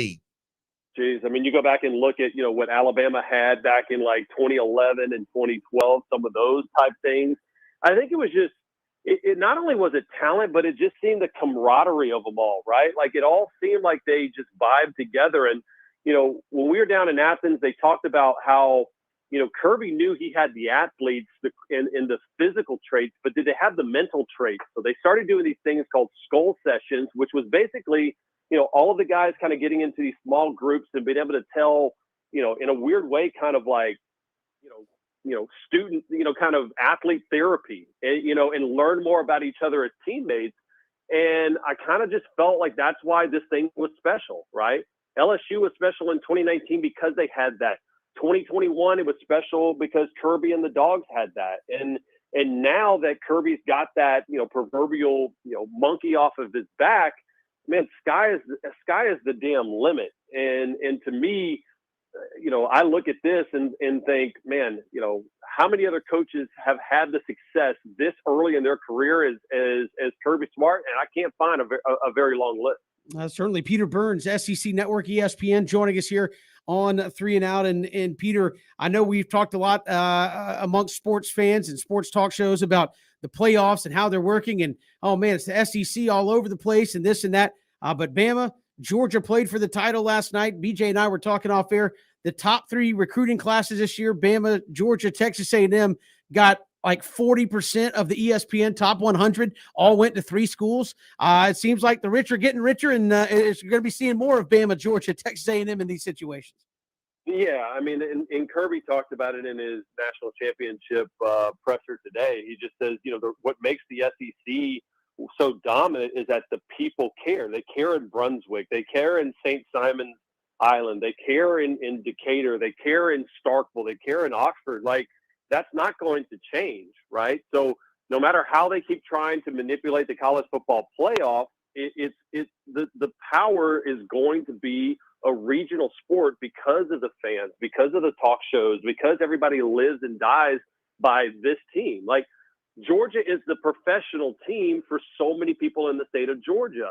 Same thing for LSU and Louisiana. Like, it's just, I mean, the story, whenever the SEC office came out with the quote, "It just means more" tagline, people kind of made fun of it. But we've seen that over the last, 7-8 years, that it truly does. And I think that's the difference of why you see these national titles keep piling up right now. And it's awesome. And I wouldn't think I could have a better job than being able to cover it day to day. I'm truly living my dream job right now. Peter, finally, when you look back on this championship season for the Dogs, what will stand out most? It's a great question. I think a historic defense, but it's still, to me, it's Stetson Bennett. I mean, I don't know if 5 years from now I'm still going to feel the same, but in the moment, because there's so much made about all these guys transferring and do these guys quote love the game. Like, we had the greatest reminder that the 5-star Heisman Trophy winning quarterback who had a $1 million NIL deal playing for the greatest coach of the history of the game wasn't good enough because some 3-star guy that basically walked on the team outdueled him late into that game. Like, that to me is every reason why we get up in the morning and we turn on sports, is to see stories like that, and the damn Dogs delivered. Peter Burns, SEC Network at ESPN, our guest here on 3 and Out. Peter, appreciate the time. Thanks so much. Y'all go and celebrate down there and destroy some property, like the late great Larry Bunsen said once back in the day. Thanks, boys. There you go. Appreciate it, Peter Burns. Peter joining us here on 3 and Out. And again, a storybook ending for the ages, BJ. And again, as he aptly put it, in a day and age of, you got to have the 5 stars. You can't do it with this guy. You can't do it with that guy. Stetson Bennett is the story of all stories in this thing. Go all the way back to week number 1 versus Clemson. Stetson Bennett was 3rd on the depth chart, right? 3rd. It's like, well, if you got to go to him, he's there, but he's the 3rd option, right? And we got the freshman in Vandegrift behind him. He ends up starting and going and winning the national championship. You can't make that stuff up. I mean, it's just one of those magical things. For his childhood favorite team, for his hometown team, the team his family loves. It's one of the great stories in college football history. That is not hyperbole. Stetson Bennett, and so many folks here followed him during his high school career in Blackshear. but this is one of the great stories in college football history. He's earned all of this acclaim and praise. Not just a great story, by the way, a great player. Want to keep reiterating that. Stetson Bennett finished officially 4th in the nation in passer rating, and really great perspective from Peter there. Also, I agree with what he said about Dan Lanning. Kind of gets overlooked a little bit with all the storylines and Kirby Smart and Dan Lanning, whose next game will be coaching against Georgia. Yeah, literally today he's now full-time Oregon head coach. Yep. As soon as that game was over. Yeah. Wins the national championship. Thanks, guys. Love you. Get on the plane. You're going all the way across the country. And your next game, Oregon opens with Georgia in Atlanta next year. But great scheme by the Georgia defensive coaches. I thought Lanning did a wonderful job, but just a magical night, as you said, for the Dogs. And we've got more to come here, 3 and Out on this Tuesday, all across the Southern Pigskin Radio Network.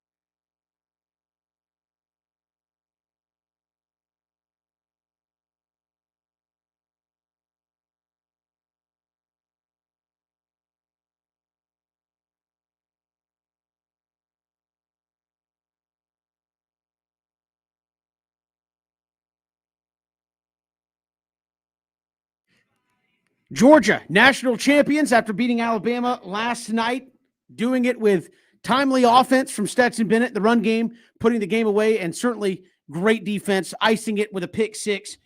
Generational defense potentially. 912-342-7184. 912-342-7184. Love to hear from you on the show. Send us your thoughts online as well, Facebook, Twitter, and YouTube. But Georgia fans, how you feeling throughout the show? Got a number of your phone calls. When did you feel good about it? That's what we're asking you today, because there's the whole thing has been like you're waiting for the other shoe to drop. When did you feel good about it yesterday in that national championship game? And again, I had to laugh at this, BJ. I guess just kind of football I like, but I saw a lot of people in the first half like, oh, this is boring football. Like, do you understand how good both of those defenses were at getting after it in that first half? And certainly they were hitting, and the two best defenses in college football, surprise, surprise, you don't just drop 45 every single time those two defenses run out there. It was back and forth, and you saw Bryce Young and Stetson throwing the ball away. Why? To play another down. It was 6-3. It was 3. Like, you're not going to try to force the issue in that game and make a mistake when you also have a tremendous defense. And I thought we saw two great defenses, but Georgia obviously capping off generational effort there on defense. Yes, this is one of the best groups that we've seen in a generation, in 20, 25, 30 years, and the numbers validate that. I know a lot of people cooled on that talk after the SEC championship game. That was the outlier, and I think you corrected that and showed what you were able to do in terms of evaluating where you were weak and addressing it with what you did last night. I thought you saw a change in tone in terms of how Georgia attacked Bryce Young, and the numbers were incredible. You held Bryce Young to 6.5 yards per pass attempt. That was the first multi-interception game ever for Bryce Young. So you forced him into 2 picks or more for the first time in his career, 2 picks. You held Alabama to 30 rushing yards on 28 carries. I'm not great at math. That's about 1 yard per carry. You can work with that. And then you look at the body of work. One team scored over 18 points against Georgia all year. One team. You held your opponent in the semifinal to 1 offensive touchdown. You held your opponent in the final to 1 offensive touchdown. Both of those scores coming in the fourth quarter. And Georgia became the first defense in the college football playoff era to hold a team to 1 touchdown in the national championship game. Tops in the country in scoring defense, near the top in every other category. This is a generational defense. They proved it, Ben. They earned it last night. Having that level of sustainability is not something I've ever seen before, because BJ and Kevin, we got said everybody runs out of gas. Like, one game, you just don't got it, right? You just run into an offense. It don't got to be a dynamic offense. You just run out of gas, but they didn't.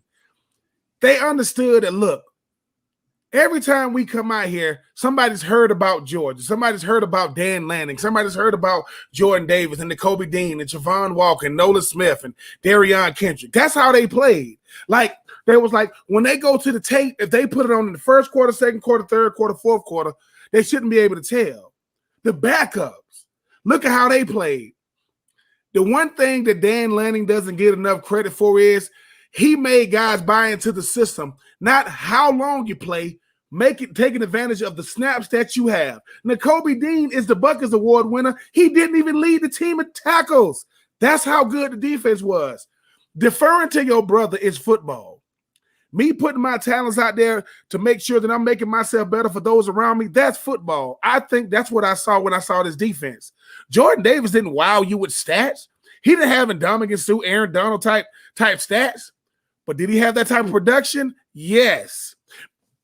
Because buying in Kevin and BJ only happens when, 1, you do your job, 2, you're a great teammate, and 3, when you win in games.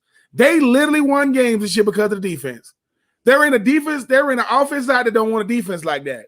So the thing is, while I still don't think they overshadowed Stetson, I think that BJ and Kevin, we go back to that 2018 Georgia team. They were pretty freaking good too. Now, they weren't this good, but I think Roquan was just as good as Kobe Dean. You know, I just think that you had some guys along that defensive line, but that's what you're going to remember as a player. Nolan Smith, 3 years ago, number 1 recruit coming out of high school. He's getting to say, hey, man, when you played the Georgia, we was the number 1 defense in the country, and it wasn't close. How many points y'all gave up all year? We didn't give up 100 points. What? Like, we didn't give up 100 points all year. That means y'all had to shut people out. Oh, we did that. Did it all year long. And when they needed, listen, was the defense lights out in the national championship? Yes and no. Yes, because they kept Clemson. Alabama had shots to take to score more touchdowns. They kept them out of the end zone. And isn't it fitting that the walk-off is how they started the season? The first game of the year they won because of a pick six. So how you started the season, that was a snapshot of how you ended the season, this time against Alabama. Dabo and freaking Nick Saban, you send them both home packing. So I'm happy for these guys because memories are made on the field. Moments are made on the field. And the greatest thing you can ever do as a teammate is always talking about them. Nolan should be talking about Jordan Davis. Jordan Davis should be talking about Nakobe Dean. Nakobe Dean should be talking about Javon Walker. That's football. Don't ask me about me. Let me tell you about this. Is Jordan Davis that big? Hell yeah, he that big. Hell yeah, because that's football. No one walks around talking about them. Listen, when you're good at something, you tell them. When you're great, they tell you. These boys, they put on for every Georgia defender. David Pollack right there watching, right? Ben Watson and Aaron Murdoch, they watching this defense saying, dude, everybody say this, boy, what would we have done with that? When the game is passed you by and you saying, boy, I wish I could have got to play with these young boys. That's a compliment to them. Because most of the time, man, back in my day, we would have, listen, man, back in my day, I was tired as hell. I did the best I could, guys around me, but I enjoyed them. So what I see BJ and Kevin is, Nakobe Dean came out the wound hitting people with footballs. That's what it looked like when he plays. Jordan Davis eats people for breakfast, lunch, and dinner, and in national championship games. And when Jordan Davis is holding that college football national championship and he's crying, that's real tears. He's like, dude, we did it. Because everybody start, BJ, and I'm going to say it. What did I tell you, BJ, about how football players deem great seasons? They want to be the last team standing. That's why you lift them weights and do all that. Doesn't mean you didn't have an incredible season, but I want to listen. We were the last team standing, and when I'm seeing them boys doing it, I'm jealous, man. Not because they Georgia or because I didn't win it, because I want to know what it's like. Forget winning it, boy. What is it like when everybody's watching? So we got more to come here on this Tuesday. It's 3 and Out all across the Southern Pigskin Radio Network.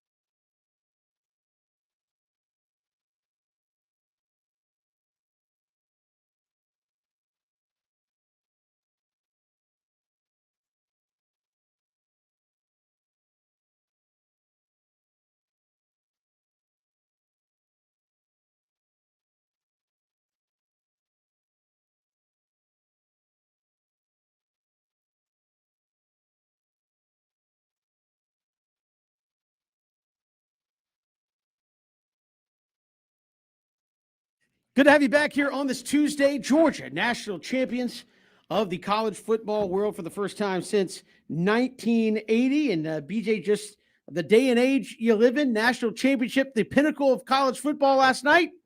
And in less than 24 hours between Georgia and Alabama, we've had, seven kids enter the transfer portal to look elsewhere. Just the day and age we're in, right, Ben?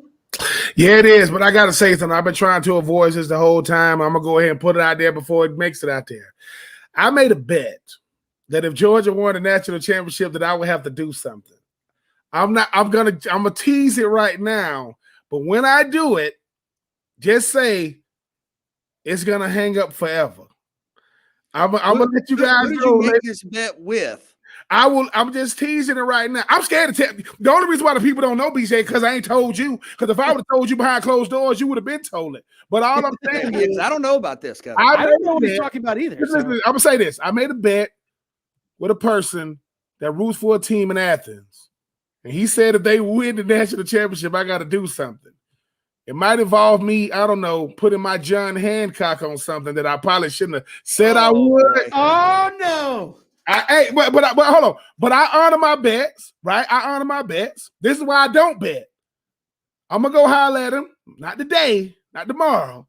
Sometime in 2022. He said, I got to honor it. 2022 just started. So, but when I do it, I will film it. And unfortunately for me, I shouldn't have made that bet. Dang you, Stetson Bennett. Dang you. Are you going to go with the I hope they forget about it? No. Like, I know, this is the thing. I know he hasn't forgot about it, but I'm gonna honor it because, I said it's all good. And hopefully, I might get a discount on some services. I'll let y'all know. That's going to do it for I'm not even going to go there. That's going to do it for us here on this Tuesday. Appreciate all of you who have called in and joined the show. Peter Burns, SEC Network, joined us here on the show. Also, the big guy, Frank Sokowski, WJCL, joined us on the show. And Willie Mcclendon, former All-American running back at Georgia, 1978 SEC Player of the Year, shared his thoughts. Obviously had a son and now his nephew on the championship team tonight, all there at Georgia. So we appreciate all three of them joining us on the show. If you missed any portion of the show, ESPNCoastal.com, Spotify, Apple Podcasts, go to our YouTube page as well at ESPN Coastal on YouTube, and you can get the archive of the show, the podcasted version of the show each and every day right there. So go do it. There's no reason you should be missing any of the show, really, but if you do, there's an option for you out there as well. We'll see you tomorrow, a Wednesday edition of 3 and Out, all across the Southern Pigskin Radio Network, streaming live, ESPNCoastal.com. See you tomorrow right here on 3 and Out.